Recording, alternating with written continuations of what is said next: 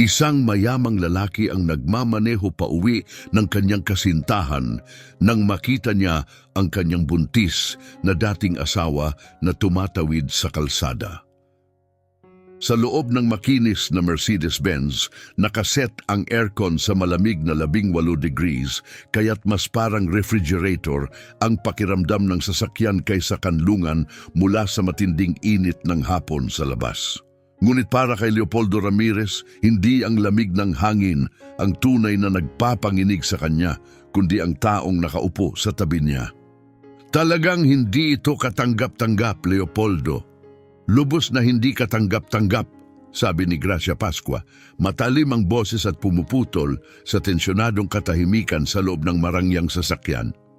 Sabi ko sa iyo, dapat puti ang mga orkidyas, yung eksaktong dalisay na puti na nakita ko sa Vogue Brides. Hindi yung mumurahing kulay krema na dinala ng dekorador. Nakikinig ka ba talaga sa akin? Mahigpit na hinawakan ni Leopoldo ang manibela hanggang mamutla ang kanyang mga kamao. Ang dati niyang malinaw at may kumpiyansang bughaw na mga mata ay ngayon ay mapurol, nababalot ng pagod. Blanko ang tingin niya sa walang katapusang hanay ng pulang ilaw ng preno sa unahan, nalulunod sa kaguluhan ng trapiko sa lungsod. Ngunit sa isip niya, wala siya roon. Nasa isang mas madilim na lugar, isang sulok ng kanyang isipan na madalas na niyang binabalikan nitong mga nakaraang buwan. Nakikinig ako, Gracia. Patag ang sagot niya, halos parang robot ang boses. Hindi ka kailanman nakikinig. Mabilis siyang humarap kay Leopoldo. Umuungo lang upo ang balat sa galaw niya at itinuro siya ng daliri. Perpekto ang kanyang manicure, kumikislap ang alahas niya sa sinag ng araw na pumapasok sa bintana. Hindi maikakaila ang kanyang ganda, ngunit baluktot ang mukha niya ng walang humpay na pagkadismaya. 2 linggo na lang bago ang pinakamalaking kasal ng taon. Inimbitahan ng ama ko ang mga senador, mga CEO sa buong mundo. Kailangang perpekto ang lahat. At tingnan mo ang sarili mo, ilang buwan ka nang nagkukulong sa lungkot. Alam mo ba kung gaano ka kaswerte? Sumiklab ang matinding sakit sa sentido ni Leopoldo. Parang paulit-ulit na hampas ng martilyo ang kanyang mga salita. Mas suwerte, iyon ang paniniwala ng lahat. Si Leopoldo Ramirez, ang higanteng negosyante sa telecom na lalo pang yumaman kamakailan at ngayoy ikakasal sa anak ng isa sa pinakamakapangyarihang banker sa bansa. Isang perpektong tambalan, isang estratehikong alyansa. Ngunit para sa kanya pakiramdam niya'y habang buhay siyang nakatali. Papapalitan natin ang mga bulaklak, Gracia. Ipapahawak ko na agad sa assistant ko. Sabi niya, sinusubukang pakalmahin siya gamit ang tanging bagay na tila nagpapatahimik sa kanya, pera. Hindi ito tungkol sa mga bulaklak, Leopoldo. Tungkol ito sa ugali mo. Tingnan mo ako kapag kinakausap kita. Hinawakan niya ang braso niya, bahagyang bumaon ang mga kuko upang ipakita ang punto niya. Minsan talagang naniniwala akong iniisip mo pa rin siya, yung gold digger na yon. Hindi niya binanggit ang pangalan, ngunit nanatili ito sa loob ng sasakyan na parang multong bulong. Isabela, sa sandaling iyon, mas madiin kaysa kinakailangan ang pagtapak ni Leopoldo sa preno. Maayos na huminto ang kotse, hiwalay sa kaguluhan sa labas, ngunit kumaripas ang tibok ng kanyang puso. Huwag mong gawin to, Gracia, babala niya. Ngayon ay may tunay ng emosyon ng boses, isang galit na pilit niyang kinokontrol. Aba, hindi ko kakailanganing gawin ito kung hindi ikaw ang patuloy na nagdadala sa kanya sa buhay natin sa pamamagitan ng pananahimik mo. Balik niya, hindi siya pinapansin. Pinagtaksilan ka ng babaeng yon, Leopoldo. Ginamit ka niya, pera mo lang ang mahalaga sa kanya. Kung hindi dahil sa akin, bulag ka pa rin hanggang ngayon. Dapat mo akong pasalamatan araw-araw. Unti-unting naglaho ang kanyang boses. Lumiit ang mundo ni Leopoldo sa isang malinaw na larawan na nakapaloob sa tinted na salamin ng bintana ng driver. Huminto ang trapiko, umaalon ng init sa ibabaw ng kalsada. At sa gitna ng lahat, paikot-ikot sa pagitan ng mga nakahintong sasakyan na may kakaibang halo ng tapang at pagmamadali, ay isang taong makikilala niya sa anumang kalagayan kahit sa ganap na dilim. Huminto ang oras. Si Isabela iyon, ngunit hindi ang Isabela sa mga larawang nakakandado sa kanyang alaala, ang masayahing Isabela na mahilig sa makukulay na damit at may liwanag sa ngiti. Pagod ang Isabelang ito, suot niya ang isang lumang blusa, kupas na maong, at payak na sapatos na panglakad. Ang buhok niyang dati mahaba at makintab ay ngayon ay nakatali sa magulong bun, dikit sa noo dahil sa pawis. Ngunit hindi lamang ang itsura niya ang nagpalamig sa dugo ni Leopoldo, kundi ang laman ng kanyang mga bisig, mahigpit na yakap sa kanyang dibdib, balot sa kupas na kulay beige na carrier, ay dalawang munting sanggol. Dalawang maliliit na ulo ang marahang gumagalaw sa bawat hakbang niya, kapwa may suot na simpleng sombrero. Napapikit si Leopoldo, iniisip kong niloloko lang siya ng stress. Yumuko siya pasulong, halos dumikit sa manibela, hindi na naririnig ang patuloy na reklamo ni Gracia.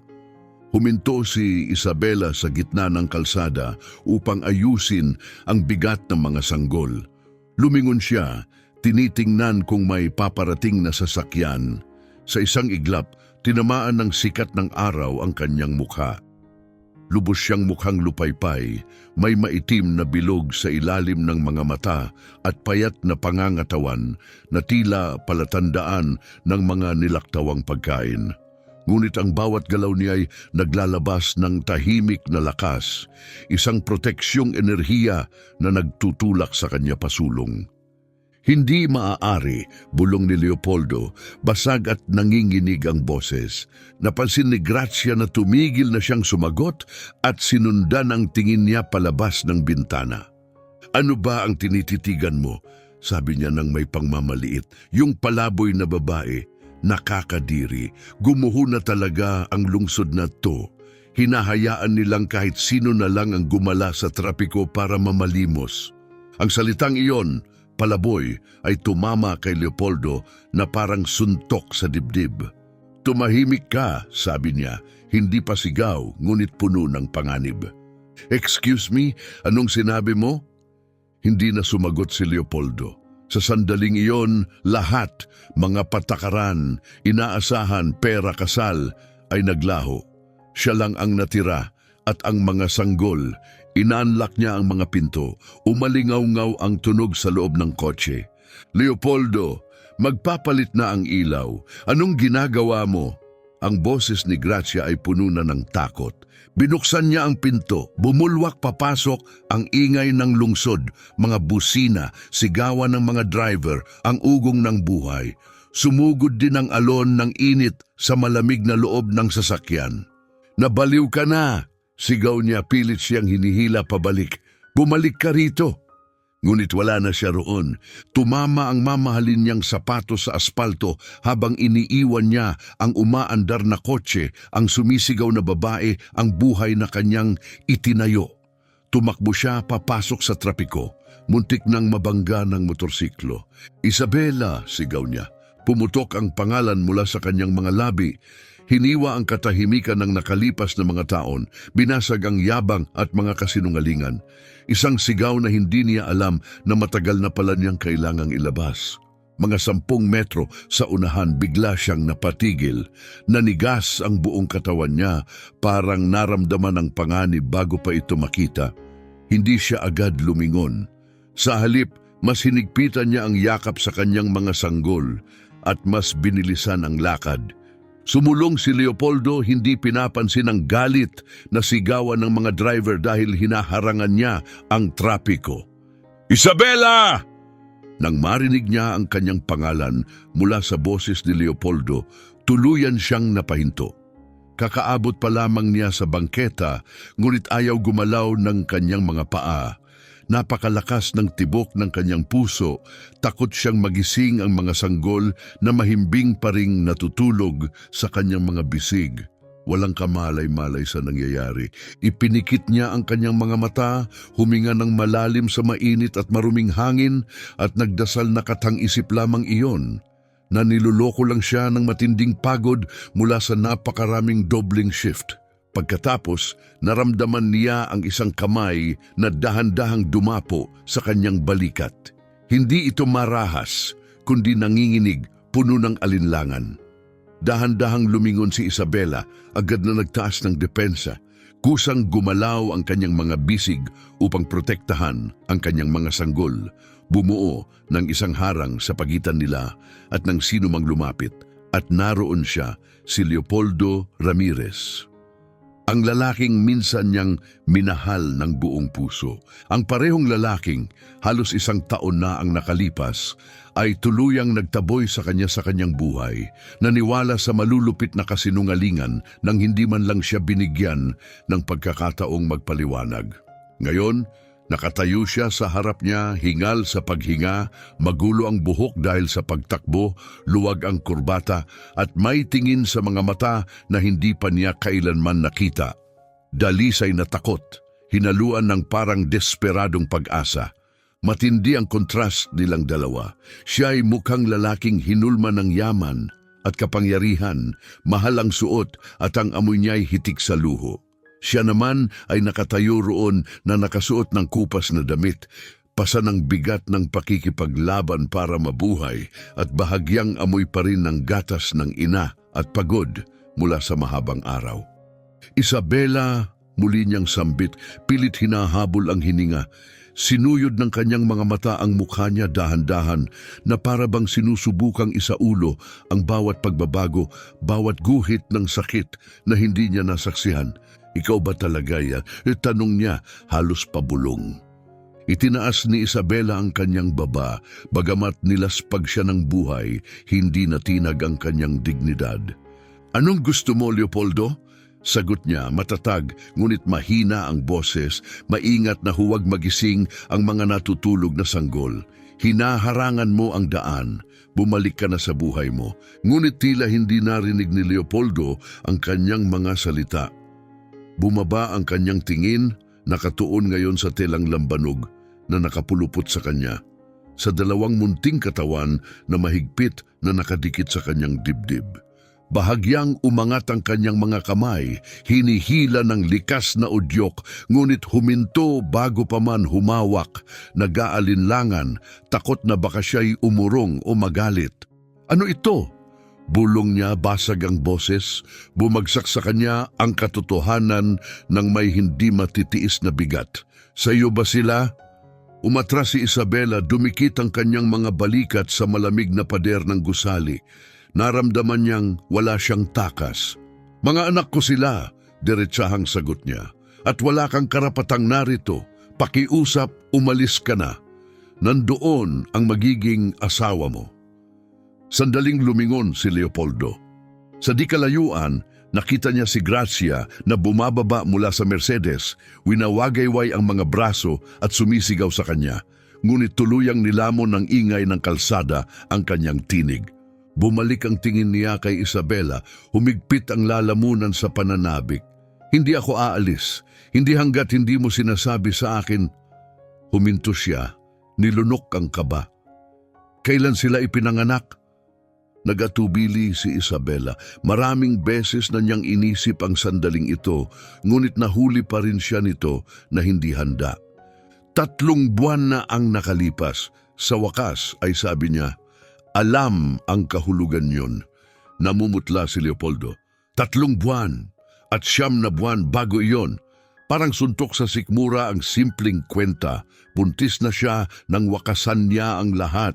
Nang itaboy niya siya palabas ng kanilang tahanan, nang tanggapin niya ang mga kasinungalingan ni Gracia nang walang pag-aalinlangan.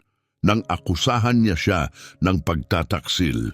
Ibig sabihin, buntis ka na nang umalis ka. Basag ang boses niya sa bigat ng pagkakasala.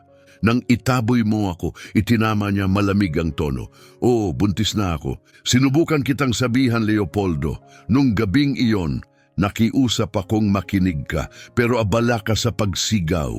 Abala ka sa pagtitiwala sa lahat maliban sa akin. Hindi mo ako pinagsalita. Inabot mo sa akin ang tseke at sinabihan mo akong maglaho. Ang bawat salita ay parang talim na bumaon ng malalim. Hindi na nagtangka si Leopoldo na ipagtanggol ang sarili. Malinaw na malinaw sa kanya ang gabing iyon, at ang hiya ay mas mainit pa sa araw sa ibabaw nila. Pagkatapos, gumalaw ang isa sa mga sanggol. May munting impit na unggol na lumabas mula sa balot. Bahagyang lumingon ang maliit na ulo, dumulas ng kaunti ang sombrero at lumitaw ang mumunting mga tampok. Dumilat ang sanggol. Gumuho ang mundo ni Leopoldo. Lumapit siya. Halos hindi alintana ang naninigas na tindig ni Isabela at tumitig pababa sa sanggol. Ang mga mata ng bata, malalim, matindi at bughaw na tulad ng sa kanya, ay tumapat sa kanyang mga mata. Wala nang tanong, wala nang alinlangan, wala nang kailangang patunay. Mga mata niya iyon, hugis niya, ilong niya. Ang parehong kurba na nakita niya sa mga larawan ng kanyang pagkabata, para siyang tumitingin sa nakaraan. Pagkatapos ay tiningnan niya ang ikalawang sanggol. Magkapareho. Isa pang salamin, dalawang perpektong kopya niya nakayakap sa babaeng minsan niyang itinaboy. Akin sila, bulong niya, hindi tanong. Isang katotohanang nagwasak sa lahat ng akala niyang alam niya. Pumuno ng luha ang kanyang mga mata, pinalabo ang mundo. Isabela, akin sila. May mga mata ko sila. Nagsimulang manghina ang paninindigan ni Isabela sa bigat ng lantad niyang emosyon. Ngunit umakyat ang takot sa kanyang dibdib. Takot na baka kunin niya ang mga bata, na ang pera niya, ang mga abogado niya, ang mundo niya ay manaig sa kanya. Akin sila, Leopoldo. Mariin niyang sabi. Ibinaba muli ang sombrero ng sanggol. Inilalayo sa kanyang titig. Mag-isa kong ipinanganak ang mga anak ko. Nagtrabaho ako hanggang 8 buwan ko, naglilinis ng sahig ng ibang tao para lang may pambili ng diaper. Mag-isa ako nang dumating sila sa mundo, sa isang pampublikong ospital. Walang nandoon. Kahit ikaw. Wala ka roon! Abala ka sa pagpaplano ng kasal mo kasama niya. Sigaw ni Grazia, ang matinis niyang boses ay bumasag sa sandali na parang basag na salamin. Sa wakas ay nakarating siya sa bangketa, hinihingal sa paglalakad gamit ang mataas na takong. Namumula ang mukha sa galit at kahihiyan. Ano ba ang problema mo? Singhal niya, sinunggaban ang braso ni Leopoldo at marahas na hinila ito. Iniwan mong bukas na bukas ang kotse sa gitna ng trapiko. Lahat nakatingin, pinapahiya mo ang sarili mo at ako. Marahas na inagaw ni Leopoldo ang kanyang braso, sapat ang lakas upang bahagyang mapaurong si Grazia. Ni hindi man lang niya ito nilingon, nakatutok ang buong pansin niya sa mga sanggol sa bisig ni Isabela. Nasaktan sa pagiging balewala, ibinuhos ni Grazia ang galit niya kay Isabela. Sinipat niya si Isabela mula ulo hanggang paa, ang may mansyang blusa, ang murang carrier, ang lantad na pagod. Napilipit ang mukha niya sa sukdulang pagkasuklam. Siyempre, panunuyan niyan, ikaw pala, si munting banal. Mukhang tuluyan ka nang bumagsak. Ginugulo mo ang fiancé ko sa publiko. Naubos na ba ang perang piniga mo sa kanya noong diborsyo? Hindi na tinag si Isabela. Mas hinigpitan lamang niya ang yakap sa kanyang mga sanggol. Wala akong hiningi ni isa rito. Mahinahon niyang sabi. Siya ang lumapit sa akin. Pakiusap, iwanan niyo na lang kami. Tumawa si Grazia, matinis, mapanlibak parang palabas. Talaga, nagkataon lang na tumatawid ka sa tamang oras at ngayon kunwari wala itong plano at yan, itinuro niya ang mga sanggol. Iyan ba ang bagong panlilinlang mo? Umupa ka ba ng mga sanggol para maawa kami? Inaasahan mo bang maniwala si Leopoldo na may kinalaman sa kanya ang mga batang yan? Tama na, pasabog na sigaw ni Leopoldo. Napakalakas ng boses niya, puno ng galit, kaya't parehong nagulat ang mga sanggol at sabay na umiyak. Tumagos sa hangin ng manipis at matinis nilang iyak, parang binuhusan ng malamig na tubig si Leopoldo. Tumingin siya kay Gracia, baluktot ang mukha sa puot. Pagkatapos ay kay Isabela, desperadong pinapakalma ang mga bata sa marahang mga salita habang marahan silang inuugoy. Sa sandaling yon, luminaw ang lahat. Tinakot mo sila, malamig at mababa ang boses ni Leopoldo. Tingnan mo sila, tingnan mo ang ginawa mo. Humarap siya kay Isabela, nanginginig ang mga kamay. Hindi niya alam ang gagawin, ngunit alam niyang may dapat siyang gawin. Pakiusap, Isabela, mag-usap tayo. Hindi rito. Hayaan mo akong dalhin kayo sa ibang lugar. Hayaan mo akong kargahin sila. Hayaan mo lang akong makita sila. Hindi! Mariing sagot ni Isabela habang papunta sa malapit na hintuan ng bus. Umingit ang isang lumang bus habang huminto. Hindi ka kabilang dito, Leopoldo. Bumalik ka sa buhay mo. Bumalik ka sa kanya. Perpekto kayo para sa isa't isa. Hindi ka pwedeng basta umalis, pakiusap niya, sumusunod ng may desperasyon. Kapag lumapit ka pa ng isang hakbang, sisigaw ako, babala niya, nanginginig ang boses sa emosyon. Sisigaw akong sinusundan mo ako. Huwag mong hahawakan ng mga anak ko. Nawalan ka ng karapatang yan nung gabing tinawag mo akong pokpok at itinaboy mo ako. Umungit ang mga pintuan ng bus sa pagbukas. Sumakay si Isabela, pilit inaayos ang mga sanggol habang kinakapa ang mga barya sa bulsa. Nanatiling nakatayo si Leopoldo, hindi makagalaw. Gusto niyang habulin siya, pigilan ang bus, ibalik ang lahat, ngunit ang tingin sa mga mata ni Isabela ang pumigil sa kanya, takot. Natatakot siya sa kanya at may nabasag sa loob niya. Sumara ang mga pinto ng may kalabog at umalis ang bus, nag-iwan ng makapal na usok. Sa maruming salamin, nakita ni Leopoldo si Isabela na umupo. Iniyakap ang mga sanggol at naglabas ng murang bote ng gatas. Hindi siya lumingon. Leopoldo, marahang tawag ni Gracia, sinusubukang hawakan ang kanyang braso. Nagbago ang tono niya, matamis, kalkulado. Tara na, malinaw na hindi matino ang babaeng yon. Malamang palabas lang ang mga sanggol. Dahan-dahang humarap si Leopoldo sa kanya. Pula ang kanyang mga mata, puno ng dalamhati at galit. May mga mata ko sila, mahina ngunit mabigat ang boses niya. Pareho, katulad ng sa akin, magkasing edad, lahat pareho. Katawa-tawa yan, alam mong nagloko siya. Ipinakita ko sa iyo ang mga text, ang mga litrato sa motel. Kanino man maaaring anak ang mga yan sa hardinero, sa driver. Hindi ko kailanman nakita ang mukha ng lalaki. Tahimik na putol ni Leopoldo, nanatili sa hangin ang kanyang mga salita at sa isang iglap nag-alinlangan si Gracia. Nagkaroon ng munting bitak ang perpektong maskara niya. Anong sinasabi mo? Sa mga larawang ibinigay mo sa akin noong 1 taon, sabi ni Leopoldo, pumuti ang mga kamao sa higpit ng hawak sa manibela. Oo, nakita kong si Isabela ang pumasok sa motel.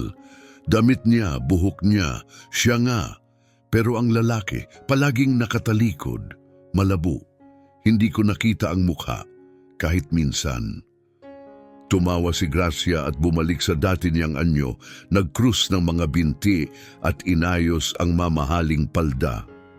Kaya nagiging investigador ka na ngayon, huwag nga ako, malinaw ang ebidensya.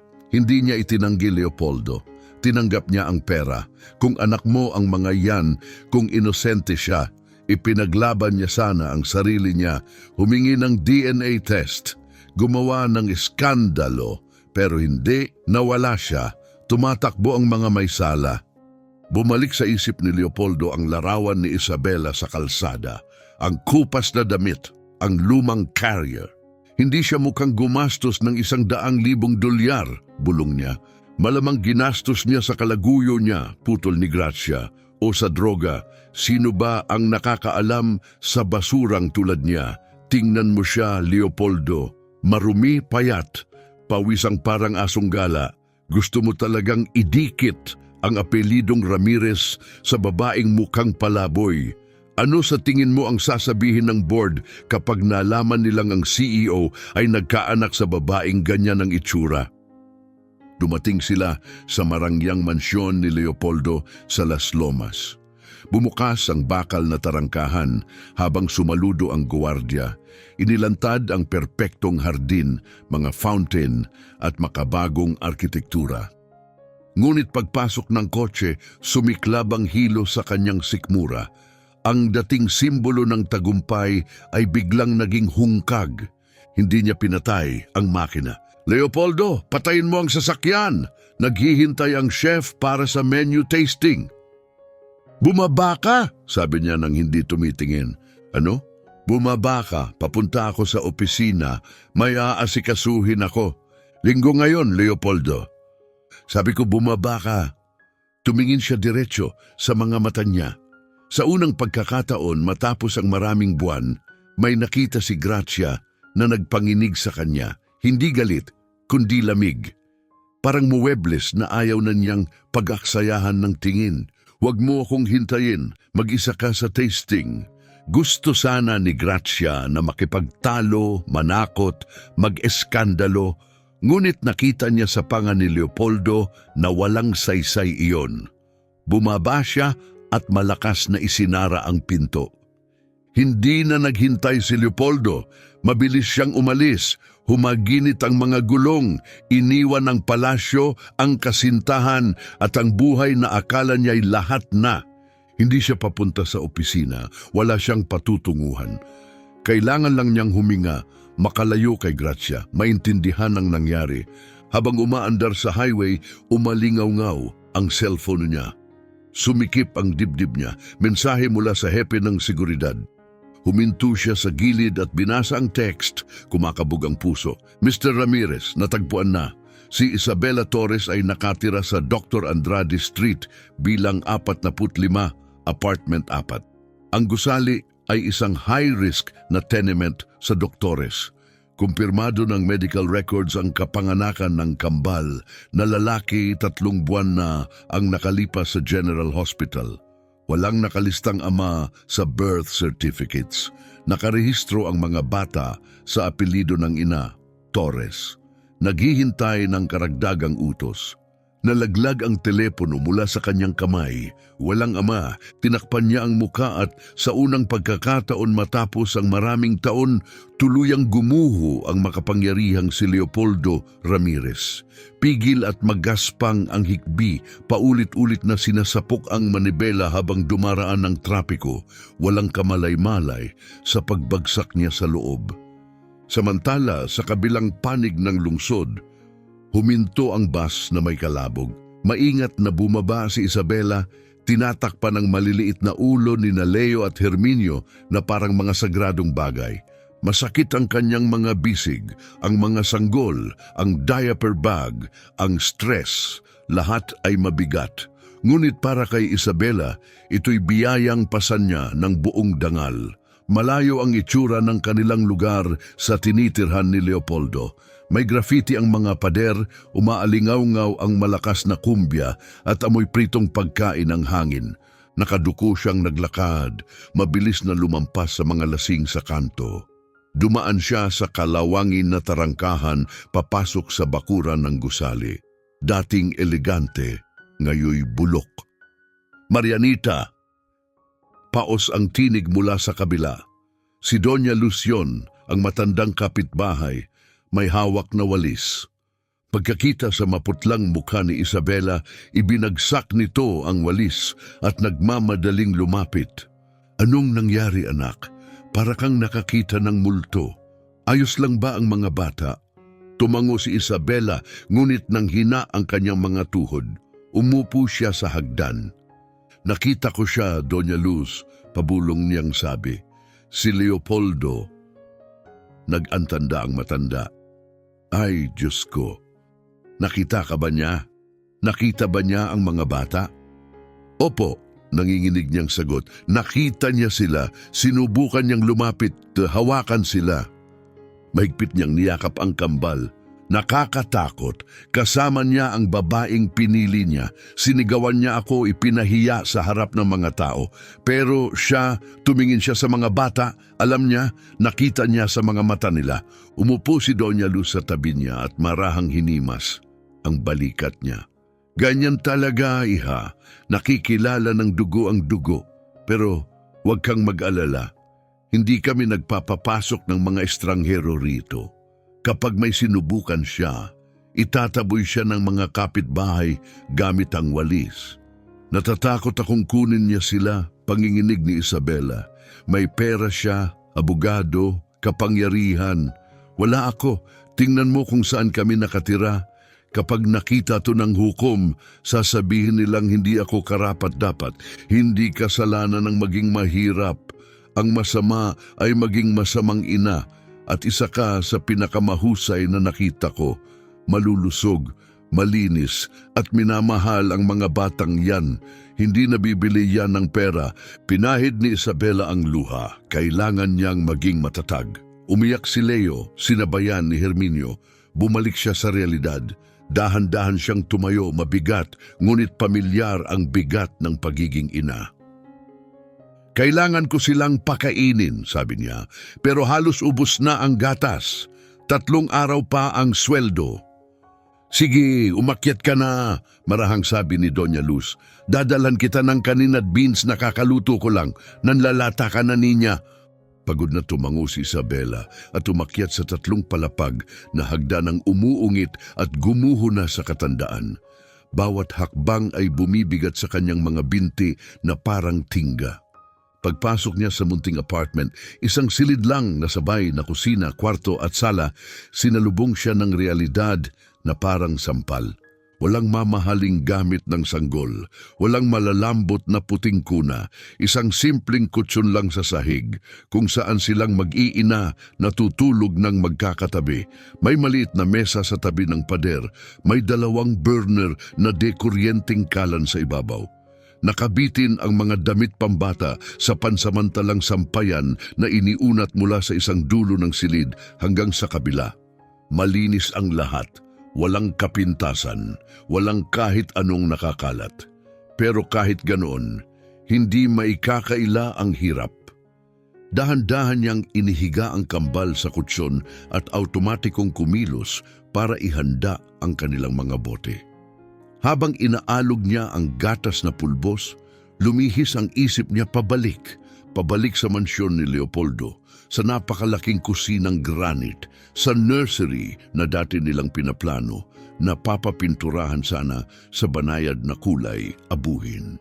Naalala niya kung paanong marahang hinahaplos ni Leopoldo ang lumalaki niyang tiyan noong mga unang linggo bago kumalat ang kamandag ni Gracia. Pera ko lang ang habol mo, sigaw nito sa kanya noong gabing iyon. Pinakasalan kita, hinila kita palabas sa wala. At ganito mo ako binabayaran, nakikipagtalik ka sa iba. Napatingin si Isabela sa kanyang mga sanggol, ngayoy sakim na umiinom. Nakakuyom ang maliliit nilang kamao, kumikislap ang mahahabang pilikmata, katulad ng sa kanilang ama. Hinding-hindi ko hahayaang saktan kanya, bulong niya sa tahimik na silid. At hindi ko hahayaang lumapit ang babaeng yon sa inyo, kailanman. Samantala, sa matayog na gusali sa itaas ng lungsod, sa isang makinis at madilim na opisina sa ika-40 palapag ng isang tore sa Santa Fe, tahimik na nakaupo si Leopoldo. Patay ang mga ilaw, tanging liwanag ng lungsod mula sa malalaking bintanang abot sahig hanggang kisame ang nagpapailaw sa silid. Nakakalat sa salaming mesa niya ang laman ng isang folder, mga dokumentong matagal na niyang ikinandado. Ang tinatawag na ebidensya. Pinulot niya ang isa sa mga litrato. Si Isabela papasok sa isang motel. May nakalimbag na oras at petsa sa sulok. Inunlock ni Leopoldo ang cellphone niya at nag-scroll sa kanyang archive ng mga larawan. Kinalkal ang isang buong taon hanggang marating niya ang eksaktong araw na iyon. Noong araw na iyon, nasa New York siya para sa isang business trip. Naiwan si Gracia Di umano'y tumutulong kay Isabela sa ilang papeles. Mas tinutukan niya ang imahe, may mali. Ang mga anino ang ilaw. Tapos may isang detalye, ang tumalon sa paningin niya, ang pulso ni Isabela. May suot siyang itim na relo. Kumalat sa kanya ang malamig na pagkatanto. Ibinigay niya ang relong iyon bilang regalo sa kaarawan, 2 linggo pagkatapos ng petsang nasa litrato. Paano niya maisusuot ang bagay na hindi pa niya pag-aari noon? Peke, bulong ni Leopoldo. Halos di marinig ang boses niya pero puno ng katiyakan. Binago ang petsa. Binalikan niya ang mga lumang nakaprint na text. Ang di umano'y pagtataksil, ang malandi at mapaglarong tono. Pero hindi tunog Isabela ang mga salita. Hindi siya gumagamit ng salitang baby o my king. Iba siya magsulat. Mahinahon, mahiyain, laging disente. May mali sa mga mensaheng ito. Ganito magsulat ang taong nagpapanggap na siya. Naalala ni Leopoldo kung paano makipag-usap si Gracia sa kanilang mga tauhan. Mapangmata, bastos, laging nag-aakala. Tunog ng mga text ang eksaktong ideya niya kung paano magsalita ang isang mahirap na babae. Bumalik ang galit mula kanina, ngunit ngayon mas malamig, mas matalas, mas determinado. Dinampot niya ang telepono. Ramirez, makinig kang mabuti. Gusto ko ng 24 na oras, 7 araw sa 1 linggo na pagbabantay sa labas ng tenement sa Dr. Andrade Street. Walang lalapit sa gusaling yon nang hindi ko alam. Protektahan mo si Isabela at ang mga sanggol na parang pamilya sila ng Pangulo. Kapag may nakita kang kahinahinala, lalo na kung galing sa pamilya Pascua, pigilan mo agad. Naiintindihan? Naiintindihan po, sir. At kayo po? Pupunta ako roon, pero hindi bilang mayamang kilala nila. Pupunta ako para hanapin ang totoo. At wala akong pakialam kung sino ang kailangang banggain ko para makuha iyon. Ibinan ni Leopoldo ang tawag at tumitig sa lungsod, maliwanag, kumikislap na parang dagat ng peking diamante. Itinayo niya ang buhay niya sa yaman, yabang at mga ilusyon. Ngayon, para mahanap ang tunay na mahalaga, kailangan niyang bumaba sa mundong minsan niyang tinanggihan, sa putik, sa katotohanan. May 2 batang bughaw ang mata na naghihintay sa kanya roon, sa gitna ng hirap, sa isang nakalimutang sulok ng lungsod. Ito ang simula ng kanyang pagtubos, isang landas na mas mahal pa sa kanyang kayamanan ang magiging kapalit. Nung gabing iyon, bumaba ang dilim sa lungsod na parang mabigat na kumot. Ngunit sa pribadong silid-aralan ni Leopoldo Ramirez, isang desk lamp lang ang nanatiling nakasindi, nagpapalaganap ng mainit na liwanag sa ibabaw ng kanyang mesa na gawa sa mahogany. Nakakalat doon ang kumpletong ulat na naipon ni Ramirez sa napakabilis na panahon. Hindi lang mga dokumento, mga pira-pirasong bahagi ng buhay na matagal nang piniling hindi makita ni Leopoldo. Bawat pahinang binabaliktad niya ay parang sampal kay Leopoldo.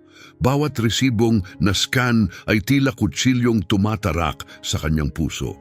Hindi ito maaaring totoo, ungol niya, hinaplos ang kanyang mukha, naramdaman ang gaspang ng balbas sa mamasamasang balat. Ang financial file ni Isabela Torres ay hindi lang ulat. Isa itong otopsya ng pakikipaglaban para mabuhay. Walang palatandaan ng lihim na suporta. Walang padalang pera mula sa misteryosong kasintahan. Walang bayarin sa hotel, walang luho. Tanging mga pangunahing bilihin mula sa lokal na botika, gatas ng sanggol, diaper ng bagong silang gamot ng bata. Pagkatapos ay may tala mula sa isang pawn shop. Pinulot ni Leopoldo ang kupas na kopya. Bagay sing-sing sa kasal. Material, puting ginto, 2 karat na diamante. Halagang inutang 15,000 piso, halos masuka si Leopoldo. Ang sing-sing na iyon ay nagkakahalaga ng kalahating milyong piso. Ibinenta niya iyon kapalit ng halos wala. Tiningnan niya ang petsa 2 araw bago siya manganak. Ibinenta niya ito para may pambayad sa ospital. Bulong niya, basag ang boses. Nagpatuloy siya sa pagbabasa. Inilahad ng ulat ang schedule ni Isabela ng masakit na detalyado. Naglilinis siya ng mga opisina mula alas 6 ng umaga hanggang alas 2 ng hapon. Pagkatapos noon, nagbe-bake siya ng mga homemade na dessert at ibinebenta ito sa lokal. Sa pamamagitan ng simpleng katalogo, kinumpirma ng surveillance team, paksa, babae. Walang lalaking bisita. Lumalabas lamang para sa trabaho at mga kailangan. Karamihan ng oras ay nasa loob kasama ang mga menor de edad. Sa sandaling iyon, biglang bumukas ang pinto ng silid-aralan. "Sobra na, Leopoldo!" Pasugod na pumasok si Gracia, balot ng sutlang robe na mas mahal pa kaysa buwanang kita ni Isabela. "5 oras ka nang nakakulong dito. 3 beses nang tumawag ang ama ko tungkol sa hapunan. Ano bang napakahalaga?" Lumapit siya sa mesa, inaabot ang mga papel. Ngunit mas mabilis si Leopoldo. Sa isang matalim na galaw, isinilid niya ang mga dokumento sa ilalim ng isang leather folder. Sa lakas ng kilos, bahagyang napaurong si Gracia. "Lumabas ka," sabi niya. Malamig ang boses, malayo, hindi na parang siya. "Pinalalayas mo ako sa sarili mong silid?" Tanong niya, nagkrus ng mga braso. "Fiancé mo ako. 2 linggo na lang ikakasal na tayo. Hindi mo pwedeng hayaan ang babaeng yon na gawing..." Dahan-dahang tumayo si Leopoldo. Ang matangkad niyang tindig ay nagbato ng anino sa dingding. "Sabi ko, lumabas ka at isara mo ang pinto. Kapag pumasok ka ulit dito nang hindi kumakatok, kakansilahin ko ang kasal bukas na bukas." Mabigat ang mga salita, walang halong biro. Nabuka ang bibig ni Gracia, saka muling isinara. Sa unang pagkakataon, naramdaman niyang nasa mapanganib na lupa siya. Tahimik siyang tumalikod at lumabas, maingat na isinara ang pinto. Hinintay ni Leopoldo na tuluyan siyang mawala. Pagkatapos ay kinuha niya ang susi ng isang itim na SUV, sasakyang ginagamit ng mga tauhan, hindi ng kanyang mga magagarang kotse. Inalis niya ang jacket, sutlang kurbata at mamahaling relo. Mula sa isang drawer, kumuha siya ng kupas na hoodie at isang baseball cap. Kailangan niyang makita si Isabela, pero hindi bilang tycoon. Kailangan niyang makita ang katotohanan. Walang salaan. Ang biyahe patungong Doctores ay parang pagbaba sa ibang mundo. Ang makikinis na burol ng kanyang ari-arian ay napalitan ng bitak-bitak na kalsada, kumukurap na ilaw at mga bangketa na puno ng ingay at anino. Pagdating niya sa address, pinatay niya ang headlights ng SUV. Pumarada siya kalahating block ang layo. Umilaw ang cellphone niya. Si Ramirez, mula sa sasakyang nakapwesto sa kabilang panig ng kalsada. "Sir, may visual ako, bintana sa 2nd palapag, bukas pa ang ilaw." Bahagyang ibinaba ni Leopoldo ang bintana. Amoy ulan, mantika at inihaw na karne ang hangin. Tumingala siya. Sa likod ng manipis na kurtina, may gumagalaw na anino, si Isabela. Naglalakad siya sa loob ng silid. Marahang inuugoy ang sanggol sa kanyang mga bisig, pabalik-balik. Ang walang hanggang ritmo ng mga inang pagod na nagpapatahan ng umiiyak na anak. Tumingin si Leopoldo sa orasan sa dashboard, alas 2 ng umaga. Dapat ay natutulog siya, ngunit gising pa rin, inaalagaan ang kanyang anak. Lumapit siya sa bintana at bahagyang inalis ang kurtina. Ang bombilyang nakasabit sa kisame ay nagbigay ng dilaw na liwanag sa kanyang mukha. Maputla siya, pagod na pagod, suot ang lumuwag na t-shirt, magulo ang buhok. Ngunit ang paraan ng pagtingin niya sa kanyang anak, hindi pa kailanman nakakita si Leopoldo ng pag-ibig na ganoon kadalisay. Hinagkan niya ang ulo ng sanggol, may ibinulong, saka umupo sa isang lumang plastik na silya upang pakainin siya. Parang nadurog ang puso ni Leopoldo. Ipinangako niya sa kanya ang ibang buhay, paglalakbay, ginhawa, mga yaya. At ngayon, narito siya. Mag-isa, nakaupo sa plastik na silya. Nabubuhay lang. "Ano ang ginawa ko?" bulong niya. "Ano ang ginawa ko?" Nakita niyang napangiwi si Isabela, hinimas ang kanyang tiyan. Binuksan niya ang ref, halos wala ang laman, ilang bote ng tubig, isang lalagyan ng gatas. Kinuha niya ito, huminto at ibinalik. Iniipon niya iyon para sa kambal. Mahigpit na hinawakan ni Leopoldo ang manibela sa pagkadismaya. Gusto niyang tumakbo paakyat ng hagdan, sirain ang pinto, punuin ang ref, yakapin siya at huwag nang pakawalan. Ngunit hindi pa maaari. Hindi pagkatapos ng ginawa niya. Kaya nanatili siya, nagmasid ang hindi nakikitang tagapagbantay na dapat sanay siya na mula pa sa simula. Dumating ang umaga na parang hatol, hindi init ang dala ng araw, kundi ang paglantad ng pagkabulok.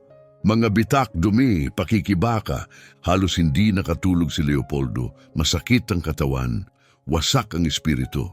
5:45 ng umaga, lumabas si Isabela ng gusali. Mahigpit ang balot ng kambal, tig-isa sa bawat panig ng kanyang dibdib. Mabilis siyang naglakad patungo sa pintuan ng kapitbahay kay Doña Luz. Makalipas ang ilang minuto, lumabas siyang mag-isa at nagmamadaling pumunta sa hintuan ng bus. Pagkaalis niya, kumilos si Leopoldo. Bumaba siya ng SUV, suot ang simpleng damit at mababang cap. Walang relo, walang ego. Nanatili si Ramirez sa likod, nagbabantay. Tinawid ni Leopoldo ang bakurang may bitak-bitak na semento. Amoy sabon at basang konkreto ang hangin. Sa gitna ay may lumang rebulto ng Birheng Maria na papalibutan ng nalalantang mga bulaklak. Tumungo siya sa pinto ni Doña Luz. Bago pa siya makatok, bumukas ito. Nakatayo roon si Doña Luz, may hawak na walis at puno ng pagdududa ang mga mata. "Anong gusto mo?" singhal niya. "Hindi kami nagpapalit ng electric company at wala kaming binibili sa mga estranghero." Agad na inalis ni Leopoldo ang kanyang cap. "Magandang umaga po, wala po akong ibinebenta." "Kung ganon, ano ka, maniningil? Kung nandito ka para guluhin si Isabela tungkol sa bayad, sasabihin ko ang sinabi ko sa huling lalaki, nagbabayad siya ayon sa kaya niya. Ngayon, umalis ka." Nabigla si Leopoldo sa tindi ng kanyang pagtatanggol. Hindi pa siya nakakita ng ganong katapatan, hindi sa boardroom, hindi sa mga marangyang handaan, kahit mula sa kanyang fiancé. "Hindi po ako maniningil," marahan niyang sabi. "Gusto ko lang malaman kung may kailangan siya." Sumikip ang mga mata ni Luz. Sinusuri siya. Kaswal ang suot niya pero hindi mura. May bakas ng relo sa pulso. Ang tindig. Ang presensya ng taong sanay sa kapangyarihan. "Kaibigan?" May pagdududang tanong niya. Kung tunay kang kaibigan, alam mo na sana na kailangan niya ang lahat. Pero may dangal siya. Hindi siya tumatanggap ng limos. "Alam ko," mahina niyang sabi, "may kambal siya." Tinamaan si Luz. Nagbago ang anyo niya, lungkot at tahimik na galit. "Oo, sina Leo at Herminio, ang aming maliliit na bituin sa sirang gusaling ito. Mabubuti ba silang mga sanggol?" tanong ni Leopoldo, nanginginig ang boses. "Mga anghel, halos hindi umiiyak, parang alam nilang pagod na pagod ang ina nila, pero malakas silang kumain. At nagtitipid siya sa pagkain para mapakain sila." Parang nagsara ang lalamunan ni Leopoldo. "At ang ama nila?" tanong niya, kailangang marinig ang katotohanan. Tumigas ang mga mata ni Luz, dumura siya sa lupa. Hindi ama ang lalaking yon, basura siya, isang duwag. Nanatiling nakatayo si Leopoldo, hindi siya umiwas, tinanggap niya ang bawat salita. "Bakit niyo nasabi?" tanong niyan. "Dahil iniwan niya siya noong pinakakailangan niya. Itinaboy na parang basura nang sabihin niyang buntis siya. Dumating siya rito, umiiyak, buntis, walang pera. Sinabi niyang makapangyarihan ang ama. Pero isa ring hangal. Isang lalaking hinayaan ang isang makamandag na blondeng magbulong ng kasinungalingan sa kanyang tenga." Ipinikit ni Leopoldo ang mga mata.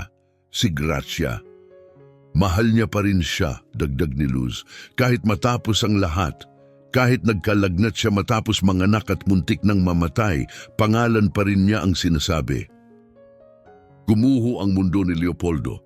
Tinatawag niya siya, sabi ni Luz. Nakiusap na sabihin kay Leopoldo na sa kanya ang kambal. Hindi siya nakapagsalita, hindi kaya. Mahal pa rin ba niya siya? Mahina niyang tanong. Matagal na tumitig si Luz sa kanya. Lumipat ang tingin sa kanyang mga mata, saka sa pinto, sa mga sanggol sa loob. Naunawaan niya. Ikaw, bulong niya, napaatras siya sa gulat. May mga mata ka niya. Hindi tumutol si Leopoldo, hindi niya kaya. Umalis ka, sigaw ni Luz, itinaas ang walis na parang sandata. Umalis ka, walang lason dito. Hindi, mabilis niyang sabi, itinaas ang mga kamay. Hindi para ipagtanggol ang sarili, kundi para magmakaawa. Pakiusap, hindi ko alam, niloko ako, sumpa ko, narito ako para itama ang lahat. Ang lalaking tunay na nagmamahal sa kanyang asawa ay hindi siya iniiwan dahil lang sa kasinungalingan, sigaw ni Doña Luz. Ang kanyang mga salita ay tumama ng mas mabigat pa kaysa anumang suntok. Hindi mo siya pinagkatiwalaan at ngayon bigla kang susulpot, malinis at kunway nagsisisi. Umalis ka bago ko tawagin ang mga kapitbahay. Dito, pinoprotektahan namin ang amin. Mula sa loob ng maliit na tahanan, umalingaw-ngaw ang iyak ng isang sanggol, malakas, gulat. Ilang sandali pa, sumabay ang ikalawang bata. Nanigas si Leopoldo, ibina ni Luz ang walis at nagmadaling pumasok. Darating na ako, mga anak. Huwag kayong umiyak, aalis na ang masamang lalaki. Sumara ang pinto sa mukha ni Leopoldo, yumanig ang kahoy sa lakas ng pagsara. Nakatayo siya sa bakuran, mag-isa, ang masamang lalaki. Iyon ang tatawag sa kanya ng kanyang mga anak, iyon ang magiging pamana niya. Sumandal siya sa gumuguhong pader, hindi pantay ang paghinga, hindi nagdala ng ginhawa ang pagbisitang ito. Hatol ang dinala nito, hindi na sapat ang palusot na hindi ko alam. Tama si Luz. Pinili niya ang ginhawa kaysa katotohanan. Pinatahimik ng kanyang yabang ang tinig ng pagmamahal. Pagkatapos, sa likod ng manipis na bintana, narinig niya ang boses ni Luz. Binubulong niya ang mga salita habang pinapakalma ang mga sanggol. Shh! Shh! Ayos lang, Herminio. Huwag kang umiyak, mahal ko. Ang ganda ng mga mata mo. Katulad ng sahangal na lalaking nasa labas. Hindi umalis si Leopoldo, nanatili siya roon. Dahan-dahan siyang lumapit sa bintana, idiniin ang katawan sa pader upang hindi makita. Sa loob, karga ni Luz, ang isa sa mga sanggol, si Herminio. Kalma na ang bata, umangat ang munting tingin nito patungo sa bintana na para bang may nararamdaman. May nadarama siyang presensya. Inangat ni Leopoldo ang kamay at marahang idinampi sa maruming salamin. Tumapat ang kanyang palad sa munting kamay ni Herminio na marahang kumakaway. Isang sandaling sumuway sa luhika at tuluyan siyang dinurog. Babalikan ko kayo. Bulong ni Leopoldo, basag ang boses, ngunit puno ng paninindigan. Kahit kailangan kong tumira rito sa bakurang ito, kahit gumapang ako, gigibain ko ang lahat ng sumira sa atin at paghihirapan kong makuha ang kapatawaran ng inyong ina gaano man katagal. Biglang umalingaw-ngaw ang cellphone sa bulsa niya. Mensahe mula kay Gracia. Sana tapos ka na sa kapritsyo mo. Bukas ang appointment sa notaryo para sa prenup. Huwag kang mahuli. Tinitigan ni Leopoldo ang mensahe. Isang kakaibang katahimikan ang bumalot sa kanya. Malamig, malinaw. Hinding-hindi ako mahuhuli, sabi niya ng malakas. Ibinulsa ang telepono. Sa katunayan, ito ang magiging pinakamahalagang meeting ng buhay mo, Gracia. Hindi nga lang sa paraang iniisip mo. Tumalikod siya at naglakad palayo, hindi bilang talunan, kundi bilang lalaking may layunin. Ang dating lungkot ay naging estratehiya. Ang sakit ay naging paninindigan. Nagsimula na ang laban at si Leopoldo Ramirez ay hindi natatalo sa mga laban. Sa sumunod na 24 na oras, hindi nagpahinga si Leopoldo. Bumalik siya sa Las Lomas para lang maligo at magpalit. habang si Gracia ay nagpapaganda sa isang marangyang spa. Walang kamalay-malay. Wala na ang mga pinasadya niyang suit at mamahaling sapatos. Nagsuot siya ng puting t-shirt, maitim na jeans at lumang bota sa trabaho. Tinitigan niya ang sarili sa salamin. Mas bata ang itsura niya, hubad sa baluti, tao. Iniwan niya ang Mercedes at kinuha ang tahimik na SUV. Bago umalis, huminto siya sa isang ordinaryong supermarket. Hindi gourmet, kundi pangkaraniwang tindahan. Pinuno niya ang 3 kariton ng mga pangunahing kailangan, diaper, mga lata ng gatas na formula, sariwang gulay, karne, prutas, mga bote ng tubig. Walang mamahaling laruan, tanging mga kailangan ng isang maliit na pamilyang mamuhay ng may dangal. 6:00 ng gabi, dumating siya sa tenement sa Dr. Andrade Street. Papalubog na ang araw, nagbubuga ng kulay kahel na ulap sa lungsod. Dahil sa mga update ni Ramirez, alam niyang 5:00 natatapos sa trabaho si Isabela at 1 oras ang biyahe pa uwi. Naghintay siya sa tapat ng pinto ng apartment 4. Tahimik, hindi mapagpanggap. May mga kapitbahay na dumaraan, may mga matang mapagduda. Ngunit si Leopoldo, nakasuot ng simple, ay nakatungo ng bahagya, mapagpakumbaba, hindi nagbabanta. 6:15, narinig niya ang mabibigat at pagod na yabag sa hagdan. Lumabas si Isabela. Karga niya ang kambal sa harapan. Sa bawat kamay, may bitbit siyang mga bag, marahil mga panlinis na pinayagang iuwi mula sa trabaho. Dumikit ang buhok sa noo niya. Nakatungo ang mga mata. Ngunit nang tumingala siya at makita siya, nanigas ang kanyang katawan. Nahulog ang mga bag sa kamay niya, bumagsak sa semento. Takot ang bumalot sa kanyang mukha. Umatras siya ng kusa, tinakpan ng mga sanggol. Sinabi ko na sa iyo na huwag kang pumunta rito. Pabulong niyang sabi, nanginginig ang boses. Kapag lumapit ka pa, sisigaw ako. Nasa baba lang si Doña Luz. Pakiusap, huwag kang sumigaw, sabi ni Leopoldo. Dahan-dahang itinaas ang 2 kamay. Walang papel, walang banta, walang abogado. Bukas na mga palad lang. Hindi ako narito para makipaglaban. Hindi ako narito para may kunin. Kung ganon, bakit ka narito? Sinipat niya ang kanyang payak na damit, naguguluhan, nagdududa. Umalis ka, hindi ka bagay dito, madudumihan ka. Wala akong pakialam sa dumi, marahan niyang sabi. May dala ako.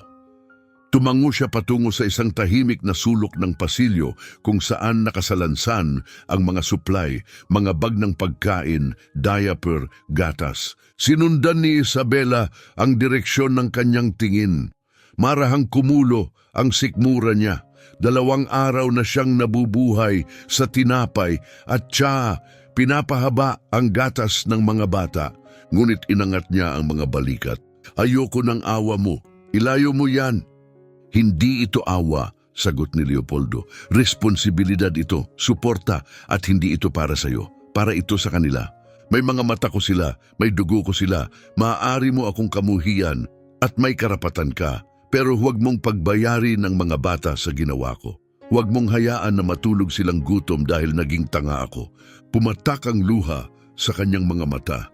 Ang gutom ang pinakamalalim niyang takot, ang mawalan ng lakas para protektahan sila. Bakit ngayon? Tanong niya, basag ang boses. Bakit ngayon ka lang dumating? Nakiusap ako noon, Leopoldo. Nakiusap akong makinig ka. Alam ko, mabigat ang boses niya. At hindi ako nakinig. Mayabang, arogante, tanga. Lumuhod si Leopoldo. Doon mismo sa maruming pasilyo, ang makapangyarihang lalaki ay lumuhod sa harap ng babaeng kanyang sinaktan. Nakita ko ang mga litrato, mga peking mensahe. Inakala kong totoo, inakala kong pinagtaksilan mo ako. Akala ko, sumikip ang mga mata ni Isabela, halo ng kalituhan at dalamhati. Anong mga litrato? Hindi ako kailanman nagpunta sa motel. Overtime ako araw-araw. At ang cellphone ko nawala iyon 2 linggo bago mo ako itinaboy. May kumabit sa isip ni Leopoldo. Si Gracia, bulong niya. Kinuha niya ang phone mo, siya ang nagpadala ng mga mensahe, siya ang nag-set up sa'yo. Hindi niya kailanman itinago ang galit niya sa akin, mapait na sabi ni Isabela. Anak lang ako ng kusinero, hindi niya matanggap na ako ang pinili mo. Pero pinili kita, pinakasalan kita at binigo kita. Tumingala siya, nangingintab ang mga mata.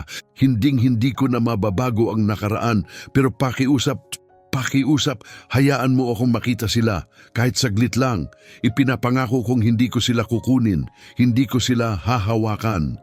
Kailangan ko lang silang makita sa sarili kong mga mata para malaman kong totoo sila, na akin sila. Nabalot ng katahimikan ng pasilyo. Naglabas si Herminio ng mahina, mausisang ungol. Tumingin si Isabela kay Leopoldo, nakaluhod pa rin, mapagpakumbaba, hubad sa lahat ng yabang na dati bumubuo sa kanya. At sa isang iglap, nasilayan niya ang lalaking minsan niyang minahal.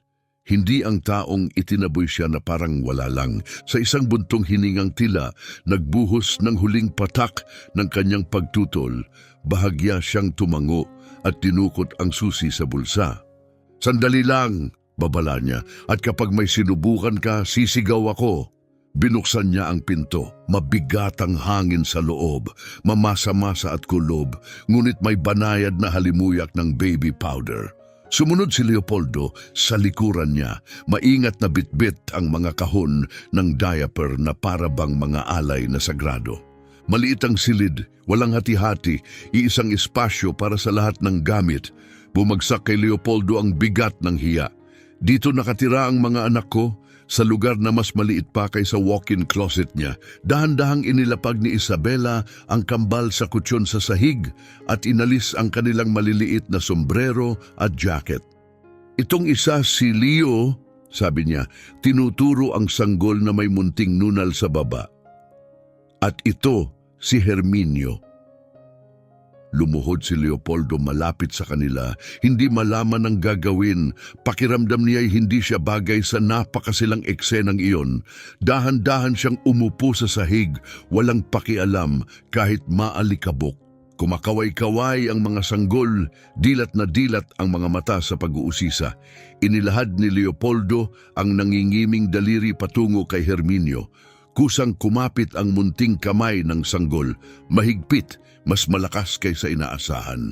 Naramdaman ni Leopoldo ang biglang dagok. Isang dalisay, walang salang alon ng emosyon ang dumaloy sa kanya. Hinahawakan siya ng kanyang anak. Kumusta, Herminio? Bulong niya. Isang luha ang dumula sa pisngi niya at pumatak sa palad. Ako ang tatay mo. Sa tabi ng kalan, tumalikod si Isabela, kunwari hinahalo ang tubig para sa tsaa. Kinagat niya ang labi, pilit pinipigilan ang luha. Kinamumuhian niyang mahal pa rin niya siya, kinamumuhian niya kung gaano katama ang pakiramdam. Makitang naroon siya, nasa sahig, kasama ang mga sanggol nila. Malalakas sila, paus na sabi ni Leopoldo. Ayos lang ba sila? Nabasa ko yung tungkol sa impeksyon. Nakaraos kami, maikli at malamig ang sagot niya habang ibinubuhos ang tubig sa tasa. Pero hindi dahil sa'yo. Alam ko. Nakatitig pa rin siya sa mga bata. Nakita ko ang ref, mahina niyang sabi. Wala halos laman, hindi ka kumain kagabi. Biglang humarap si Isabela, depensibo. Minamanmanan mo ako? Hinihintay, binabantayan. Itinama niya. Sa labas, hindi ako makatulog na alam kong nandito ka. Sa ganito. Mas mabuti pang masanay ka, singhal niya. Ito ang buhay namin. Hindi lahat natutulog sa seda. Hindi naman kailangang manatiling ganito. Makakabili ako ng bahay para sa'yo bukas. Hindi. Malakas niyang ipinatong ang palad sa mesa. Hindi mo maayos to sa pera. Hindi mo mabibili ang kapatawaran ko, Leopoldo. Kung gusto mong maging ama nila, paghirapan mo dito mismo. Sa sahig na to, sa init na to, damhin mo kung ano ang kinailangan para mabuhay sila nang wala ka. Sinalubong ni Leopoldo ang tingin niya, apoy ang mga mata niya at tumango siya. Gagawin ko kahit ano pa. Kung ganon magsimula ka sa pagpapalit ng diaper ni Leo. Dumumi na siya, sabi niya nakapamewang. Gusto mong maging ama, magpakaama ka. Tumingin si Leopoldo sa sanggol sa diaper bag saka sa matigas na mukha ni Isabela. Itinaas niya ang manggas. Ipakita mo sa akin. Sa sumunod na 4 na araw, 2 buhay ang pinamuhay ni Leopoldo Ramirez, magkaibang mundo, pinagdugtong ng pagkakasala at pag-ibig. Mula alas 9 hanggang alas 5, siya ang makinis na executive, masunuring fiancé ni Gracia, lalaking pumipirma ng kontrata at ngumumingiti sa harap ng kamera. Sa opisina ng notaryo, ni hindi niya halos binasa ang prenup. Bilisan na lang natin. May tawag ako sa Tokyo alas 10. Nakangiti si Gracia sa eleganteng cocktail dress, tuluyang nalinlang. Kita mo, love, ayos na, sabi ni Papa, mas matatag tayo kaysa dati matapos ng munting pagwawala mo. Dumampi ang kamay niya sa kanya, para yung yelo. O, mas matatag kaysa dati, unggol ni Leopoldo habang pumipirma. Pero sa isip niya, hindi siya pumipirma ng kasunduang pangkasal. Pinipirmahan niya ang unang pako sa kabaong ng imperyo ng mga Paskwa. Abala na ang pribado niyang audit team sa bangko ng ama ni Gracia. Kailangan lang niyang magmukhang ligtas si Gracia sa ngayon. Pagpatak ng alas 5:30 ng hapon, lumalabas ang tunay na Leopoldo.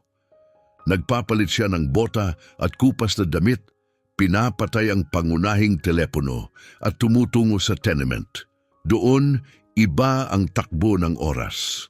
Unang araw niyang magpalit ng diaper, puro gulo. Sumigaw si Leo na parang inaaway kung saan-saan pumapalag at nauwi si Leopoldo na natabunan ng baby wipes at cream. Nakatayo si Isabela sa tabi, nakapamewang, nanonood na parang hukom sa paglilitis. Pero pagsapit ng ika-4 na araw, mas maayos na siya, mas sanay. Dahan-dahan lang, champ, ganyan. Bulong niya habang marahang iniikabit ang diaper ni Herminio. Tapos na, handa ka na sa susunod mong meeting. Sa mesa nagtitiklop ng labada si Isabela. Pag-aari ng iba, isa pang extra na trabaho para mapahaba ang kita. Palihim siyang sumisilip sa kanya. Pinapanood ang makapangyarihang lalaking minsang bumibili ng jet, ngayoy nakaupo sa sahig, gumagawa ng mga nakakatawang mukha para lang makakuha ng ngiti. Wala siyang dala na luho, walang palabas, praktikal lang. Noong 2 araw may dala siyang toolbox. Walang sabi-sabi, inayos niya ang tumutulong gripo na matagal nang nagpapainis kay Isabela. Pagkatapos, pinatatag niya ang mesa. Pagkatapos, pinalitan niya ang sirang kandado sa pinto. Hindi lang siya nagdala ng pagkain. Nagbigay siya ng seguridad. Isang araw halos hindi na mahawakan ng init sa apartment. Walang tigil ang iyak ng mga sanggol. Hinding-hindi ito kaya, sabi niya, pinupunasan ng pawis sa noo. Hindi sila makakatulog ng ganito. Nasira ang electric fan, sagot ni Isabela. 1 buwan na. Walang sinabi si Leopoldo. Umalis siya. Inakala ni Isabela na tapos na itinulak siya pabalik sa marmol niyang palasyo ng simpleng di komportabling init. Kinamumuhian niyang masakit iyon, pero makalipas ang 20 minuto, bumalik siya, may bit-bit na kahon. Isang portable air conditioner. Tahimik niya itong kinabit, isinaksak at binuksan. Dumaloy ang malamig na hangin sa silid. Kumalma ang mga sanggol. Bumaba ang ingay. Tumahimik ang lahat. Tumingin si Isabela sa kanya. Nakatayo siya, nakapikit. Sinasagap ang lamig. Pagod siya, lupaypay. Katulad niya. Salamat, marahan niyang sabi. Ang unang kabutihang ibinigay niya matapos ang ilang araw. Dumilat si Leopoldo, tumapat ang tingin niya sa kanya nang may tindi hanggang pigilan nito ang hininga ni Isabela. Huwag mo akong pasalamatan, sagot niya. Iyon ang pinakamaliit mong magagawa. Huminto siya. No, bakit ka pa rin bumabalik? Nakita mo nang ayos sila. Tumulong ka. Ikakasal ka na sa susunod na linggo. May buhay ka, buhay na walang sirang fan at labahang pinipigas sa kamay. Tinawid ni Leopoldo ang silid sa 2 hakbang. Sapat ang lapit para maamoy siya. Hindi pa bango, hindi kolon, pawis lang, init at pagsisikap. Dahil kasinungalingan ng buhay na yon, bulong niya. Dahil sa bawat minutong kasama ko siya sa opisina, sa mansyon na yon, pakiramdam ko namamatay ako. At ang tanging lugar na nakakahinga ako ay kapag binubuksan ko ang kalawanging pintong ito. Marahan niyang inalis ang hibla ng buhok sa mukha ni Isabela. Halos hindi dumampi ang balat. Hindi ko siya pakakasalan, sabi niya. Nanigas si Isabela. Huwag mong sabihin yan. Alam ng buong lungsod, nasa lahat ng magasin ang kasal. Bitag iyon, naghihintay ako, kailangan kong magkamali siya. At kapag nangyarit yon, ibabagsak ko ang buong imperyo at babawiin ko ang nawala sa akin. Tumingin siya sa kanya, nanginginig ang mga mata. Ano ang nawala sa'yo? Ikaw, sabi niya, nawala ang tahanan ko, ang tunay kong tahanan, ang lugar na ito, sabi niya, sinulyapan ng nababakbak na pintura at kupas na basahan.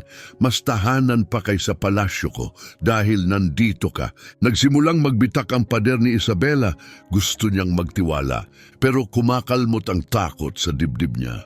Kapag iniwan mo kami ulit, Leopoldo, kapag bigla kang naglaho, hindi ko kakayanin. Sisirain mo ako. Hinawakan niya ang mga kamay ni Isabela, mga kamay na hindi na malalambot, kundi matitibay, may kalyo sa trabaho. Tingnan mo ako, sabi niya, hindi ako aalis. Hindi ngayon, hindi kailanman. Ipinapangako ko sa harap ni Leo at Herminio. Ang hinihingi ko lang ay oras, sabi ni Leopoldo matatagang boses, pero may pagsusumamo. Kapit ka pa ng kaunti, malapit nang bumuhos ang bagyo, at kapag bumagsak ito, gusto kong magkasama tayong nakatayo. Sa sandaling iyon, naputol ang katahimikan ng panginginig mula sa bulsa niya. Muling nag-vibrate ang burner phone, mas apurahan ngayon.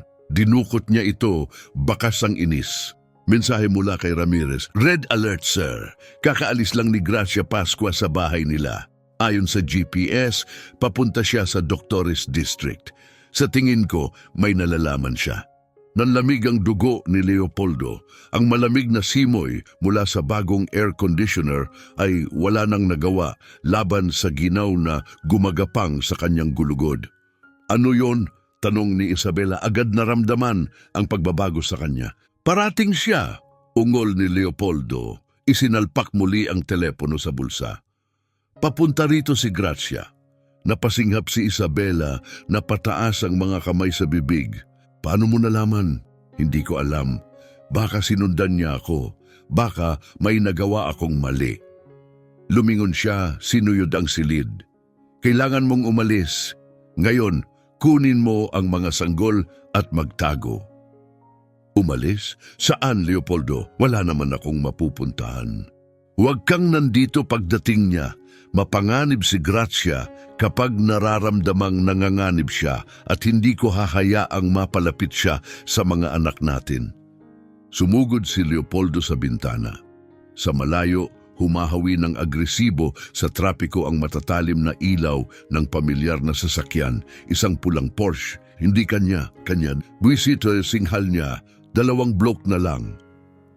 Pumaling siya kay Isabela, hinawakan ito sa mga balikat. "Makinig ka, umakyat ka sa bubong. Nandoon yung lumang laundry room, di ba?" "Oo, pero..." "Walang pero. Umakyat ka na. Huwag kang bababa hanggat hindi kita sinusundo, kahit ano pa ang marinig mo. Pangako."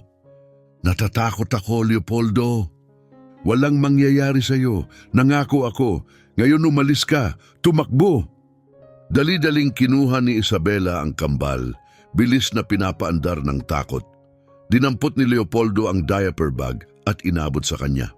Nagtagpo ang mga mata nila, isang huling tingin, puno ng adrenaline at isang pangakong hindi na kailangan pang sabihin. Pagkatapos ay tumalikod siya at tumakbo paakyat sa hagdan. Nanatili si Leopoldo sa apartment. Sinuri niya ang paligid, mga bote ng gatas, bukas na toolbox, ang jacket niya sa likod ng upuan.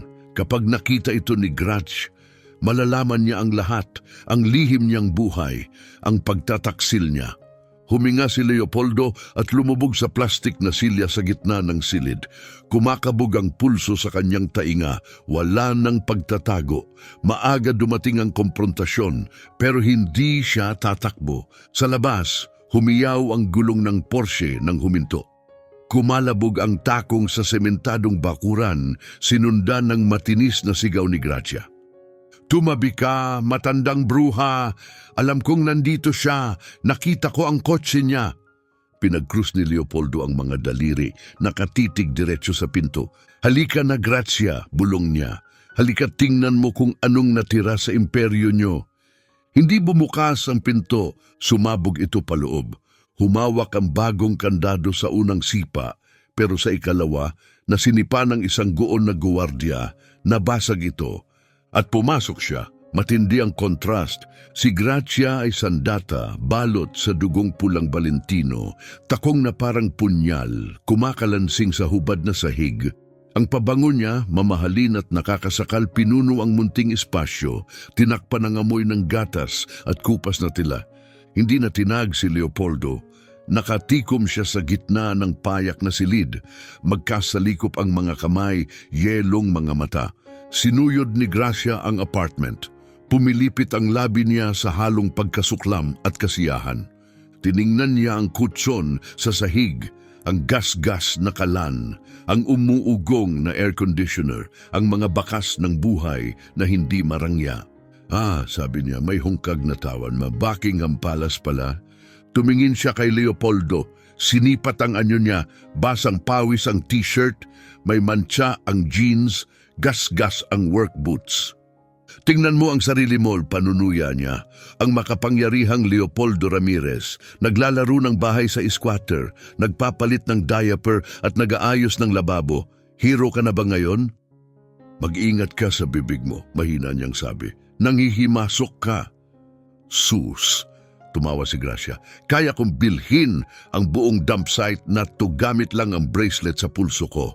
At kaya kong ipaghiba to kahit nandyan pa silang lahat sa loob. Tumango siya patungo sa kutsyon, doon kung saan natulog ang kambal, ilang minuto lang ang nakalipas. Tumayo si Leopoldo humarang. Huwag ka nga abante. Nagkaharap sila. Masamang tingin si Gracia. Nasaan sila? Sirit niya. Saan mo itinago ang maliliit na yan at ang katulong? Wala na sila, sagot ni Leopoldo, nakaharang pa rin. Alam kong darating ka. Alam kong ipapakita mo ang tunay mong mukha. Tunay kong mukha? Napasuka sa disgusto si Gracia. Ako lang ang nagprotekta sa'yo. Iniligtas kita sa babaeng yon. Tingnan mo kung paano siya nabubuhay at gusto mong palakihin ang mga anak mo rito. Sa dumi? Lalaki sila na may pagmamahal, sigaw ni Leopoldo, na mas higit sa kahit anong ibinigay mo.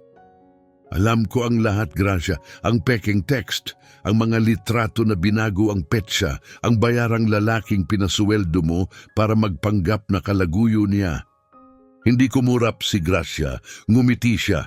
At ngayon, malamig niyang tanong, pupunta ka sa pulis? Kakansilahin mo ang kasal? Sige. Inilabas niya ang phone at ipinakita ang screen, bukas ang corporate banking app.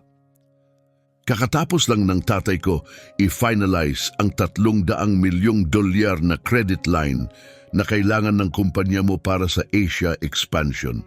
Kung iiwan mo ako ngayon, kung ipapahiya mo ako, poof, mawawala yon. Guguho ang kumpanya mo, tatakbo ang mga investor.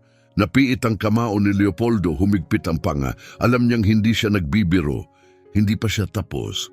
Wala kang pakialam sa pera. Lumapit si Gracia, ibinaba ang boses sa bulong na nakapapaso. Sige, pero may pakialam ka sa kanila. Tumango siya patungo sa kutsyon. May mga kaibigan ako sa child services, mga hukom na kakampi, isang tawag ko lang. Masasabi ko sa mga autoridad na nasa delikadong kondisyon ang mga batang yan, sabi ni Gracia, tinig na parang kutsilyong balot sa seda. Masasabi kong adik ang ina Maaari akong magtanim ng droga sa mismong silid na ito. Gaano katagal sa tingin mo bago dumating ang child services at kunin sila papunta sa ampunan ng gobyerno? Ngumiti siya. Ilang oras lang siguro. Nanigas si Leopoldo. Parang nagyelo ang dugo sa ugat niya. Hindi ito banta lang. Alam niyang kaya niya. May pera at may kalupitan si Gracia para gawin ito. Hinding-hindi mo gagawin, ungol niya. Subukan mo pabalik niyang singhal, kumikislap ang mga mata. Sumama ka sa akin, ngayon, umuwi ka, magbihis ka, ngumiti ka sa mga kamera sa kasal at kalimutan mo ang basurang lugar na to. Kapag ginawa mo yon, hahayaan kong manatili ang desperadong babaeng yon kasama ang mga bastos niyang anak. Huminto siya, humigpit ang ngiti. Pero kapag nanatili ka, kapag sinuway mo ako, sumpa ko pagsapit ng bukas ng gabi, ang mga batang yan ay matutulog na sa mga kuna ng gobyerno, may numero imbes na pangalan. Nakakasakal ang katahimikang sumunod. Sa itaas, nakasiksik sa dilim ng rooftop laundry room, tinakpan ni Isabela ang bibig ni Leo habang tuloy-tuloy ang luha niya. Narinig niya ang bawat salita mula sa skylight, bawat nakakadiring banta, bawat desperadong katahimikan. Narinig niya ang lalaking mahal pa rin niya na binablackmail gamit ang kapalaran ng mga anak niya. Sa loob, tinitigan ni Leopoldo si Gracia. Sa mga mata niya may nakita siyang baliw, hindi matinag. Hindi niya ito kayang labanan ngayong araw. Kailangan niya ng oras para itago sila, oras para ilipat sila sa ligtas, oras para durugin siya tuluyan. Sige, sabi niya, patag ang boses, walang buhay. Gumiti si Gracia na parang mandaragit na nasukol ang biktima. Alam kong makikita mo ang tama, lagi kang magaling sa long game. Sasama ako, sabi niya, pero kapag hinawakan mo sila, kapag lumapit ka ulit sa lugar na to, papatayin kita, Gracia. Hindi siya sumigaw, hindi siya nanginig, sinabi niya lang ang katotohanan. Kinampay ni Gracia ang kamay na parang tinataboy ang banta. Pumihit patungo sa pinto ng kumpiyansang kumpas. Tara darling, naghihintay ang kotse, maligo ka. Amoy kahirapan ka. Tumingin si Leopoldo sa itaas, sa kisame kay Isabela. Patawarin mo ako, isip niya, bumibili lang ako ng oras para sa atin. Pagkatapos ay lumabas siya, isinara ang pinto. Ang yabag niya, kasabay ng matigas na ritmo ng takong ni Gracia, ay umalingaw-ngaw sa pasilyo na parang martsa ng libing. Makalipas ang 5 minuto, nang maglaho na sa malayo ang ungol ng makina ng Porsche at ang kasunod na SUV, lumabas si Isabela. Bumaba siya ng hagdan na nanginginig ang mga binti. Pakiramdam niya'y nilapastangan ang apartment. Nananatili sa hangin ang pabango ni Gracia na parang lason. Tiningnan niya ang mga sanggol. Sinalubong siya ng inosente nilang mga mata, malalaki at balisa. Hinding-hindi ko hahayaang kunin kayo. Bulong niya, sumisikip ang dibdib sa panik. Sabi niyang magsisinungaling siya, sabi niyang ipapadala niya kayo sa ampunan. Lumabas si Doña Luz sa pintuan, maputla at nanginginig. Anak ko, anong nangyari? Umalis siya kasama niya, sabi ni Isabela sa pagitan ng tikom ng ngipin. Hinuhugot ang maleta mula sa ilalim ng kutsyon habang nanginginig ang mga kamay. Sinubukan niya, pero bitag siya. May pera siya, may kapangyarihan, may mga hukom sa bulsa niya. Kapag nanatili ako, babalikan niya kami. Saan ka pupunta? Kahit saan, sagot ni Isabela. Sa bundok, sa border, balik sa baryo ko. Hindi ko alam, pero hindi ako pwedeng manatili rito. Nabasag ang boses niya. Mahal niya sila. Dinala niya ang air conditioner. Nagpalit siya ng diaper. Pero mahina pa rin siya pagdating sa kanya. Nag-impiki siya ng desperado. Diaper, damit pambata, ang sarili niyang kupas na damit. Narinig mo ba siya? Magtatanim siya ng droga? Magsisinungaling siya sa mga autoridad? Kapag hindi ako naglaho ngayon, kukunin niya ang mga anak ko. Kinuha niya ang garapon ng kape sa estante. Doon nakalagay ang lahat ng mayroon siya. Ipon na isangla na alahas, bawat baryang pinaghirapan para sa ganitong sandali. Sapat para sa 3 one-way na pamasahe sa bus. Sa pintuan, nakasukbit ang baby carrier sa dibdib. May maleta sa kamay. Lumingon siya para sa huling tingin. Puno ang silid ng mga alingawngaw ng kinabukasang hindi na mangyayari, ang ugong ng air conditioner, ang toolbox na dinala ni Leopoldo, ang pag-ibig na pilit bumabalik. Kapag bumalik siya, sabi niya kay Luz, sabihin mo sa kanya na huwag niya akong sundan. Kung mahal niya talaga tayo, hahayaan niya tayong umalis. Pagkatapos ay lumabas siya sa gabi. Isa na namang anino. Tumatakbo palayo sa nag-iisang lalaking maaaring makapagligtas sa kanya. Dahil ang pagliligtas sa kanya at sa mga anak nila ay nangangahulugang maglaho. Samantala, kumikinang ang pinakamarangyang hotel sa Mexico City sa ilalim ng araw. Parang galing sa pantasya. Dinagsa ng press ang entrada, kumislap ang mga flash na parang kidlat habang lumalabas ang mga politiko at celebrity mula sa mga bulletproof na limousine. Sa loob ng engrandeng bulwagan, 500 bisita ang naghihintay sa isang palasyong puno ng puting orkidyas, eksaktong kahilingan ni Gracia, pati ang lilim ng puti. May kwartetong tumutugtog ng live na biolin. Amoy pera, kapangyarihan, at inangkat na champagne ang hangin. Sa isang pribadong suite sa itaas, nakatayo si Leopoldo sa harap ng salamin. Suot niya ang bespoke na tuxedo na mas mahal pa kaysa gusaling tinakbuhan ni Isabela.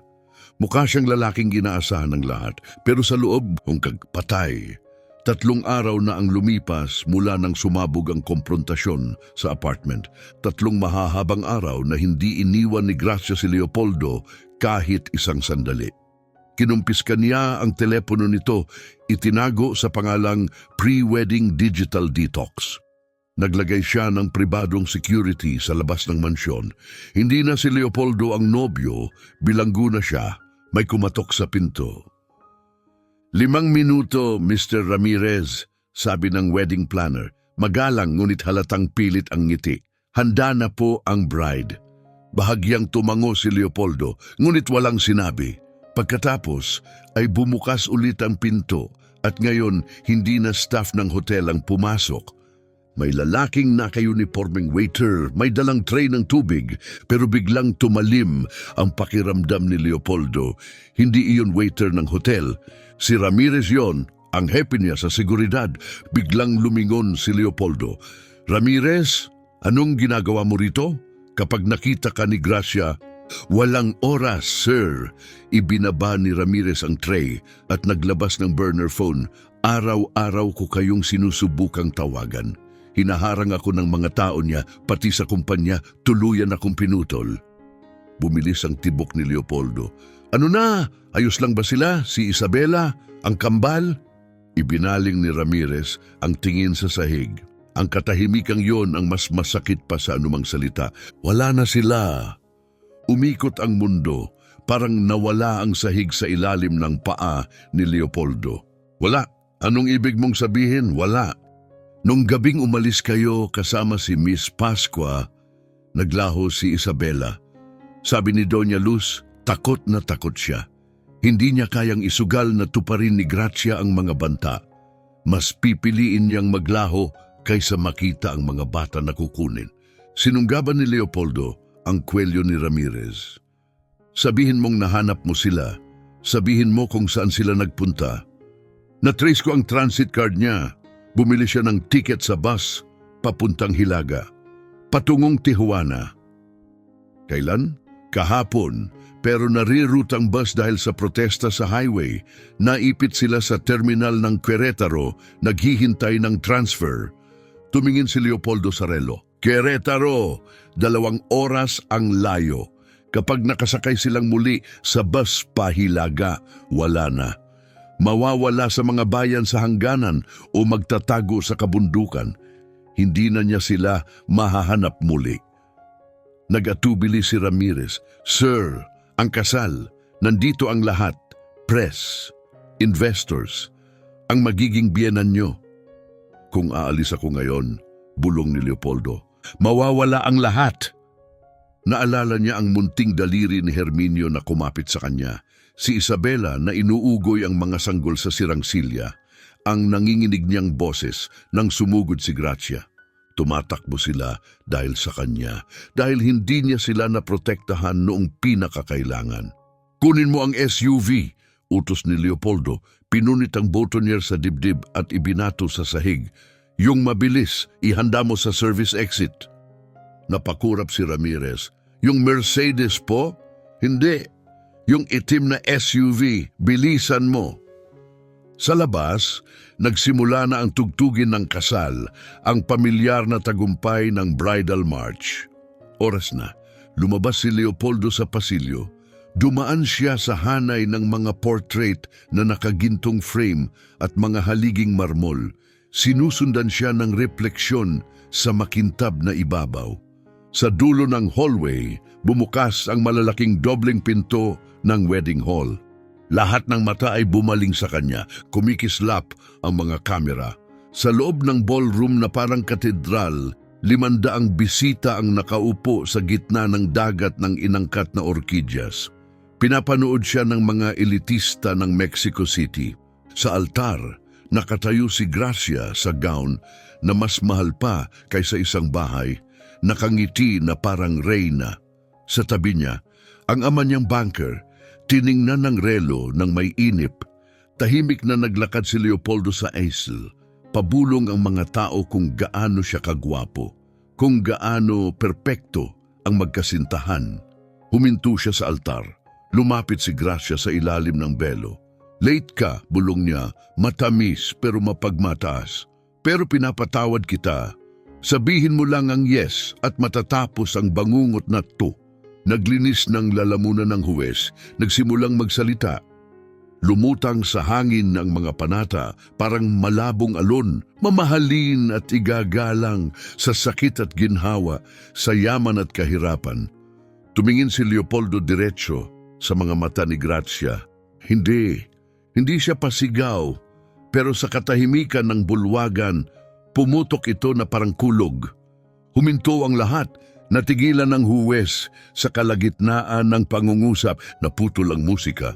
Isang malamig na katahimikan ang gumapang sa mga tao. Anong sinabi mo? Pabulong na tanong ni Gracia, nakapirmi sa gulat. Sabi ko hindi. Humarap si Leopoldo sa mikropono. Matatag ang boses niya. Kalma. Pero ang bawat pantig ay parang suntok. Hinding-hindi kita mapapangasawa, Gracia, dahil mahal ko ang asawa ko. May mga hiyaw at hingal sa bulwagan. Baliw ka, sigaw ng ama ni Gracia pasulong. Alam mo ba ang ibig sabihin nito? Tapos ka na, wawasakin kita. Tiningnan siya ni Leopoldo, matalim at nagyeyelong mga mata. Sige, ilubog mo ang kumpanya ko. Kunin mo ang bawat piso, pero hindi mo kukunin ang buhay ko. Bumaling siya kay Gracia sa huling pagkakataon. Nakatayo siya, nanlalamig, nanginginig ang belo, nabibitak ang maskara, at lumakad palayo si Leopoldo Ramirez mula sa altar, mula sa pera, mula sa kasinungalingan, papunta sa tanging bagay na kailanman ay mahalaga. Sabihin mo ang totoo, Gracia, sabi ni Leopoldo sa mikropono. Sabihin mong pineke mo ang DNA results. Sabihin mong tinakot mo akong ipapadala ang mga anak ko sa ampunan ng gobyerno. Tumahimik ka! Sigaw niya, wala na sa sarili, sumugod para agawin ang mikropono. Baliw ka! Binitawan ni Leopoldo. Bumagsak ang mic sa sahig, sumirit ang nakakabinging feedback na nagpagulat sa lahat. Hahanapin ko ang pamilya ko, simple niyang sabi. Pagkatapos ay tumalikod siya at tumakbo, pababa ng aisle, lampas sa nanlilisik na mga mata, lampas sa nakapirming ngiti ni Gracia. Nagkislapan ng mga kamera, kinukunan ang pagbagsak ng pinakakintab na imperyo sa Mexico. Pero wala na siyang pakialam. Sumugod siya palabas ng hotel sa nakakasilaw na araw, hinihila ang bowtie at ibinabato habang lumiliko sa kanto. Isang itim na SUV ang humiyaw sa preno sa tabi niya. Bumukas ang pinto. "Sakay, boss!" sigaw ni Ramirez sa manibela. Tumalon si Leopoldo. "Querétaro!" sigaw niya, sinampal ang dashboard. "Magmaneho ka na parang demonyo, huwag titigil kahit saan." Umaginit ang SUV, sumisigaw ang gulong, iniwan ang yaman, kapangyarihan, at ang babaeng nilason ang buhay niya.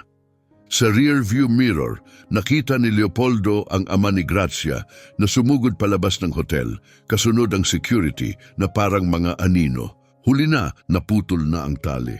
"Parating na ako, Isabela'y bulong ni Leopoldo. Magaspang ang boses. "Pakiusap, huwag ka munang umalis. Hintayin mo ako." Hindi ito tungkol sa pagsagip sa kasal. Ito'y tungkol sa pagsagip sa lahat.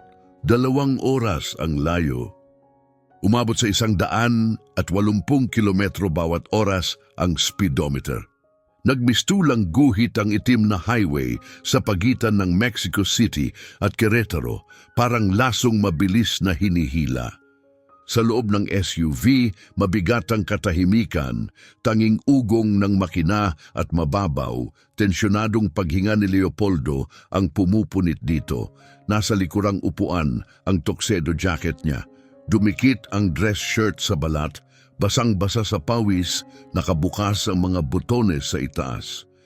10 minuto na lang, sabi ni Ramirez. Nakatutok ang mata sa kalsada habang humahawi sa mga truck. Pero may dapat kayong malaman, may narinig akong usap-usapan sa police scanner. Umayos si Leopoldo. Anong usap-usapan? May inilalabas silang report, sinasabing kinidnap daw kayo sa hotel. Ano? Mabilis gumalaw ang PR machine ng mga Paskwa. Ikinukwento nila sa press na kinuha kayo ng sapilitan. Kapag naharang tayo ng pulis, pwedeng masama ang kahihinatnan. Humigpit ang panga ni Leopoldo. Kung ganon, hindi tayo titigil hanggat hindi tayo nasa loob ng terminal. Kapag hinarangan tayo, bababa ako at tatakbo hanggang doon. Tumango si Ramirez. Naiintindihan, kumapit kayo, sir. Terminal ng bus sa Querétaro. Magulo ang terminal. Amoy diesel, plastik na pagkain at kaba ang hangin. Umuugong ang anunsyo sa loudspeaker. Umiiyak ang mga bata. Kumakalansing ang maleta sa tiles. Malapit sa platform 4, nakaupo si Isabela sa metal na bangko. Inuugoy ang mga sanggol sa double carrier. Tulog sina Leo at Herminio, nakadantay ang munting ulo sa dibdib niya. Pero hindi siya mapakali. Sinusuri niya ang bawat dumaraan na parang lawin. Mga pasahero para sa bus 502 papuntang Tijuana, may border transfer, sumakay na sa platform 4, alis sa loob ng 5 minuto. Parang martilyo sa puso ang anunsyo. Tumayo si Isabela, masakit ang katawan. Nanunuot ang pagod sa paa, pero mas malakas ang takot kaysa sakit. "Kaunti na lang," bulong niya, inaayos ang bigat ng kambal. "Malayo na tayo, hindi na tayo mahahanap." Dinampot niya ang maleta, inayos ang strap ng baby carrier at pumila. Sa hagdan ng bus, inabot niya ang ticket sa driver. Isang matandang lalaking pagod ang mata, pero mabait ang ngiti. "Ingat sa pagsakay, mama," sabi nito sulyap sa kambal. Inilapag niya ang isang paa sa baitang at doon nangyari isang matinis na inggit. Gulong sa kalsada, marahas at malakas ang umalingaw-ngaw sa labas. Sigawan, busina, kaguluhan. Napalingon si Isabela sa entrada ng terminal. Sa likod ng salamin, nakita niya isang itim na SUV ang umakyat sa bangketa. Nagkalat ang mga tao, tumama sa isang newsstand. Bumukas ang pinto ng pasahero bago pa man tuluyang huminto ang gulong. May lalaking tumalon palabas. Basang-basa siya sa pawis. Nakalugay ang tuxedo shirt. Nagwawala ang tingin. Si Leopoldo. "Wag," napasingap si Isabela. "Narito siya. Ibig sabihin baka narito rin siya. Isara niyo ang pinto," sigaw ni Isabela, pasuray sabay na umakyat sa hagdan. "Pakiusap, kasama niya siya, kukunin nila ang mga anak ko." Nabigla ang driver, inabot ang lever, pero sa likod niya, sa gitna ng ingay, umalagwa ang boses ni Leopoldo na parang dagundong. "Isabela, Tumakbo siya sa terminal, humahawi sa mga gwardya, ibinukas ng malakas ang salaming pinto. Nagtagpo ang kanilang mga mata, pinako ng takot ang katawan ni Isabela, masyado na siyang malapit. Huli na, umalingit-ngit ang mga pintuan ng bus na disingaw, nagsisimula ng magsara. Hindi, sigaw ni Leopoldo, umalingaw-ngaw ang boses sa buong terminal. Sumugod siya pasulong at naisingit ang mga braso sa pagitan ng mga rubber seal sa tamang sandali. Umaksyon ang safety mechanism at tumigil ang mga pinto. Sa purong determinasyon, ibinuka ni Leopoldo ang mga ito at umakyat sa mga hakbang, hingal na hingal, bumubuhos ang pawis sa namumulang mukha. Naroon siya. Nakatigil si Isabela sa makitid na pasilyo, mahigpit na yakap ang kambal sa kanyang dibdib, dikit ang likod sa dingding. Huwag kang umalis, pakiusap ni Leopoldo, hingal. Basag ang boses, hindi utos kundi desperasyon. Pakiusap, lumayo ka sa akin, sigaw ni Isabela na uwi sa higbi ang tinig. Bumalik ka sa kanya, hindi ko hahayaang kunin mo ang mga anak ko. Sabihin mo sa mga abogado mo na tumigil na. Walang abogado, sabi ni Leopoldo, itinaas ang walang laman na mga kamay bilang pagsuko. Wala nang kasal. Wala na siya, iniwan ko siya, iniwan ko ang lahat. Tinitigan siya ni Isabela na parang multo ang nakita. Nakatayo siya sa gusot na pantalon ng tuksedo. Basang-basa sa pawis ang polo, walang singsing, walang kapangyarihan, isang lalaking winasak ng pag-ibig at pagkakasala. Nagsisinungaling ka, pabulong niyang sabi. Isa na naman itong bitag. Sabi niya, wawasakin niya ako, pero hindi kanya kayang galawin. Hindi ako nagsisinungaling. Sabi niya, dahan-dahang umusad ng isang hakbang, tinalikuran ko ang lahat, ang kumpanya, ang pera. Tumakbo ako dahil hindi ko matanggap ang isipang mawawala ka kasama ang mga anak ko. Biglang sumabog ang kaguluhan sa likuran niya. Ayan siya, pigilan ninyo. Si Gracia. Sumugod siya sa terminal, larawan ng galit at pagkawasak sa maruming bestida ng kasal. Kumalat ang maskara, punit ang belo, may kasamang mga bodyguard at dalawang nag-aatubiling pulis. Nakakiling ang pulang Porsche sa likod ng SUV, umuusok pa ang makina. Bumaba ka sa bus, na yan Leopoldo. Sigaw niya, hinihila ang atensyon ng lahat. Lumabas ang mga cellphone, kumikislap ang mga kamera. Magnanakaw ka, kinidnap mo ang mga batang yan, pinahiya mo ako. Namumutla si Isabela, dumating ang pinakamasahol niyang takot. Mga opisyal, arestuhin din ninyo siya, tinuro ni Gracia si Isabela. Binrainwash niya siya, pokpok ang babaeng yan. Bumaba si Leopoldo ng bus na parang mandirigma. Tumayo siya sa harap ni na Isabela at ang mga bata, hinaharangan ng lahat. Walang hahawak sa asawa ko, sigaw niya. Ang salitang asawa ay humampas sa kaguluhan na parang latigo. Kahit ang mga pulis ay napatigil, nabaluktot ang mukha ni Gracia. Ako ang asawa mo, may kontrata tayo, walang halaga ang babaeng yan. Sumulong si Leopoldo, umandar ang mga bodyguard para harangan siya. Ngunit lumitaw si Ramirez na parang anino, pumuwesto sa tabi ng amo, kalmado, ngunit handang sumalakay. Nag-atubili ang mga lalaki. Itinuro ni Leopoldo si Gracia. Tapos na ito. Wala ka ng kapangyarihan dito. Hindi ito hotel mo o bangko mo. Totoong buhay ito. Humarap siya sa mga tao, sa hindi mabilang na kamera at mga nagugulat na estranghero. Gusto niyo ng katotohanan? Malinaw ang boses niya. Pineke ng babaeng ito ang DNA results. Pinaniwala niya akong hindi akin ang mga anak ko. Tinakot niya ang isang ina na kukunin ng mga sanggol para lang makuha ang gusto niya. Umalingaw-ngaw ang hingal at bulungan, sinundan ng pagbuo. Nagsisinungaling ka! Sigaw ni Gracia na bibitak ang tinig. Hindi! Humarap si Leopoldo kay Isabela at iniabot ang kamay. Bumaba ka. Ipakita mo sa kanila kung sino ka talaga. Nagatubili si Isabela sa kadahan-dahang bumaba ng bus, karga ang kambal. Wala siyang makeup, payak ang damit. Ngunit mas tuwid ang tindig niya kaysa dati, naglalabas ng dangal. Tumabi si Leopoldo at inakbayan siya. Ito ang mga anak ko, sabi niya sa mga opisyal. At ito ang kanilang ina, ang nag-iisang babaeng minahal ko. Iniwan ko siya, pinabulag ako ng kasakiman. Pero ngayon, pinipili ko ang katotohanan. Tinitigan niya si Grazia. Gusto mo ang kumpanya? Kunin mo. Idemanda mo ako. Pigain mo ako hanggang huli. Pero hindi mo na muling tatakutin ang pamilya ko. Kapag sinubukan mo, hindi ako magpapadala ng abogado. Ako mismo ang darating. Tumingin-tingin si Grazia sa karamihan, sa mga kamera, sa mga pulis. Kita na ng lahat, natalo siya. Kawawa ka, sirit niya. Itinatapon mo ang lahat. Wala ka nang magiging anuman, kasing hirap mo lang siya.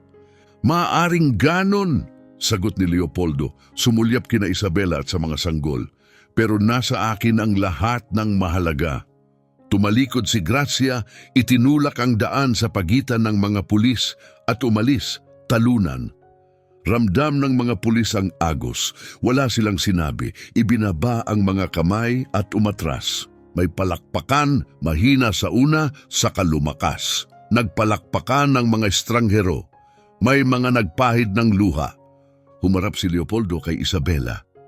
Naniniwala ka na ba sa akin? Tanong niya. Nanginginig ang boses. Tiningnan niya ang bus, ang kalsadang muntik na niyang tahakin para tuluyang maglaho. Pagkatapos ay binalik ang tingin sa kanya, sa basang-basa niyang polo, sa wasak na kasal. Sa nanginginig at bukas niyang puso. Binitiwan niya ang maleta. Naniniwala ako. Huminga si Leopoldo na parang nalunod ng isang taon. Inakap niya si Isabela at ang kambal at humagulgol sa balikat niya sa harap ng lahat. Hindi ko alam kung saan tayo pupunta, bulong niya. Pero saan man yon, kung magkasama tayo, tahanan yon. Ibinuhos ng gintong araw ang malalambot na anino sa isang pampublikong parke sa gilid ng lungsod. Hindi ito pribado, hindi eksklusibo, ngunit buhay, puno ng tawanan, musika at amoy ng inihaw na mais at basang damo. Isang payak na family minivan ang pumarada. May sticker na "Baby on Board" sa likurang bintana. Bumukas ang pinto ng driver, bumaba si Leopoldo. Walang suit, walang stress, naka-jeans, sneakers at simpleng navy polo. May ilang uban na ang buhok at ang mukha'y may tahimik na kumpiyansa ng taong tumigil na sa pagpapanggap. Hindi na ang dating Ramirez, isang ama na lang, at ang pinakamayamang lalaki sa mundo. Iba na ang itsura niya ngayon, mas malusog, halatang naarawan at masigla sa paraang hindi kailanman naibigay ng tagumpay. Binuksan niya ang likurang pinto ng minivan at yumuko upang tanggalin ang seatbelt ng dalawang munting pasahero. "Tay, ang bola!" Sigaw ni Herminio, 3 taong gulang na ngayon, purong enerhiya na may 2 paa. "Gusto ko sa duyan!" Sigaw ni Leo, tumalon palabas sa isang ligaw na talon. Hindi mapagkakamalang hindi mga anak ni Leopoldo ang kambal. Maitim ang buhok, pilyo at kumikislap ang mga mata sa kaparehong matingkad na bughaw. Dinampot ni Leopoldo ang soccer ball mula sa likod at isinara ang pinto. "Hintayin niyo si Mama!" Tawa niyang sigaw, kunwaring talo habang hinahabol si Herminio. Bumaba si Isabela mula sa passenger seat.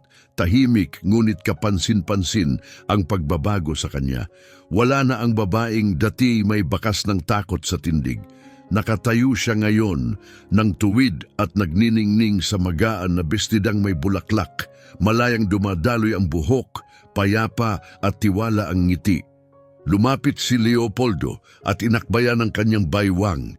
Hinalikan niya ang sentido nito ng may lambing ng taong lubos na umiibig. "Handa ka na ba sa digmaan?" Biro niya, itinuro ang kambal na humahagibis na patungo sa palaruan. Lagi, sagot niya, idinantay ang ulo sa balikat niya. "Tumawag ba si Ramirez?" "Oo, bago tayo umalis." Sabi niya, maayos na maayos daw ang takbo ng bagong consultancy branch. Hindi na muling nabawi ni Leopoldo ang kanyang imperyo sa telekom. Tinupad ni Gracia at ng ama nito ang mga banta. Kinuha ang kanyang mga shares. Nilimas ng mga kaso ang kanyang ipon at sinira ang kanyang imahe sa publiko. Ngunit may isang bagay na hindi nila kayang kunin, ang kanyang isip at ang kanyang pagpupursige. Mula sa simula, muli siyang bumangon, hindi mag-isa kasama si Isabela. Nagtatag siya ng isang maliit ngunit may prinsipyong business consultancy. Si Ramirez, na laging tapat, ay iniwan ng corporate world upang maging kapareha niya. Nagsikap sila, namuhay ng simple ngunit komportable at mahimbing ang tulog tuwing gabi, walang kompromisong moral, walang kasinungalingang binalot sa seda. May pinagsisisihan ka ba? Tanong ni Isabela. Sinusundan ng tingin ng isang negosyanteng dumaraan, nakasuot ng pinasadya na suite, may teleponong dikit sa tainga, paikot-ikot habang nagsisigaw ng mga utos. Naalala niya ang dating Leopoldo. Sinundan ni Leopoldo ang tingin niya, saka tumingin sa direksyon kung saan sina Leo at Herminio ay pilit inaakyat ang slide sa maling direksyon, humahalakhak. Bumalik ang tingin niya kay Isabela. Hinawakan ng kamay nito at pinag-krus ang kanilang mga daliri. Nararamdaman niya ang bigat ng singsing sa kasal. Isang simpleng gintong singsing na sabay nilang pinili. Walang diamante, walang palabas. Pinagsisisihan, ngumiti si Leopoldo, tunay, bukas, walang pasan. Noon, may milyon-milyon ako. Pero bangkarote ang loob ko, umuuwi ako sa katahimikan sa malamig na mga pader. Ngayon, tumango siya patungo sa palaruan. Ngayon, milyonaryo ako sa lahat ng mahalagang paraan. Mayroon akong bagay na hindi kayang bilhin ng pera. Napuno ng luha ang mga mata ni Isabela, ang mabuting uri ng luha. Mahal kita, Leopoldo. At mahal din kita, mi vida, higit kaysa kahapon, kulang pa sa bukas. Tay, tingnan mo! Sigaw ni Leo mula sa tuktok ng jungle gym, nakataas ang mga braso sa tagumpay. Ngumiti si Leopoldo at kumindat, binitiwan ng kamay ni Isabela. Parating na! Sigaw niya, tumatakbo papunta sa kanila, handa na namang maging halimaw sa kiliti. Nakatayo si Isabela at pinanood sila. Nakita niya ang asawa niyang humiga sa damuhan, talunan sa halakhak ng dalawang munting batang kamukha niya. Nakita niya ang lalaking ipinagpalit ang isang kaharian, kapalit ng kapayapaan at nagwagi. Habang binabalot ng gintong liwanag ng dapit-hapon ang parke, dahan-dahan siyang lumapit, humahaplos ang laylayan ng bestida sa damo, puno ang puso. Tumimo ang huling larawan na parang isang pinta. Si Leopoldo nakahiga sa damuhan, yakap ang kanyang mga anak. Si Isabela papalapit na may ngiti. Isang pamilyang pinagbuklod, hindi ng yaman, kundi ng pagpili. Ng kapatawaran, ng pag-ibig. Ganap ang pagtubos. Nawala sa kanya ang kayamanan upang matagpuan ang kanyang tunay na yaman. At doon siya'y nagwagi sa lahat. Wakas.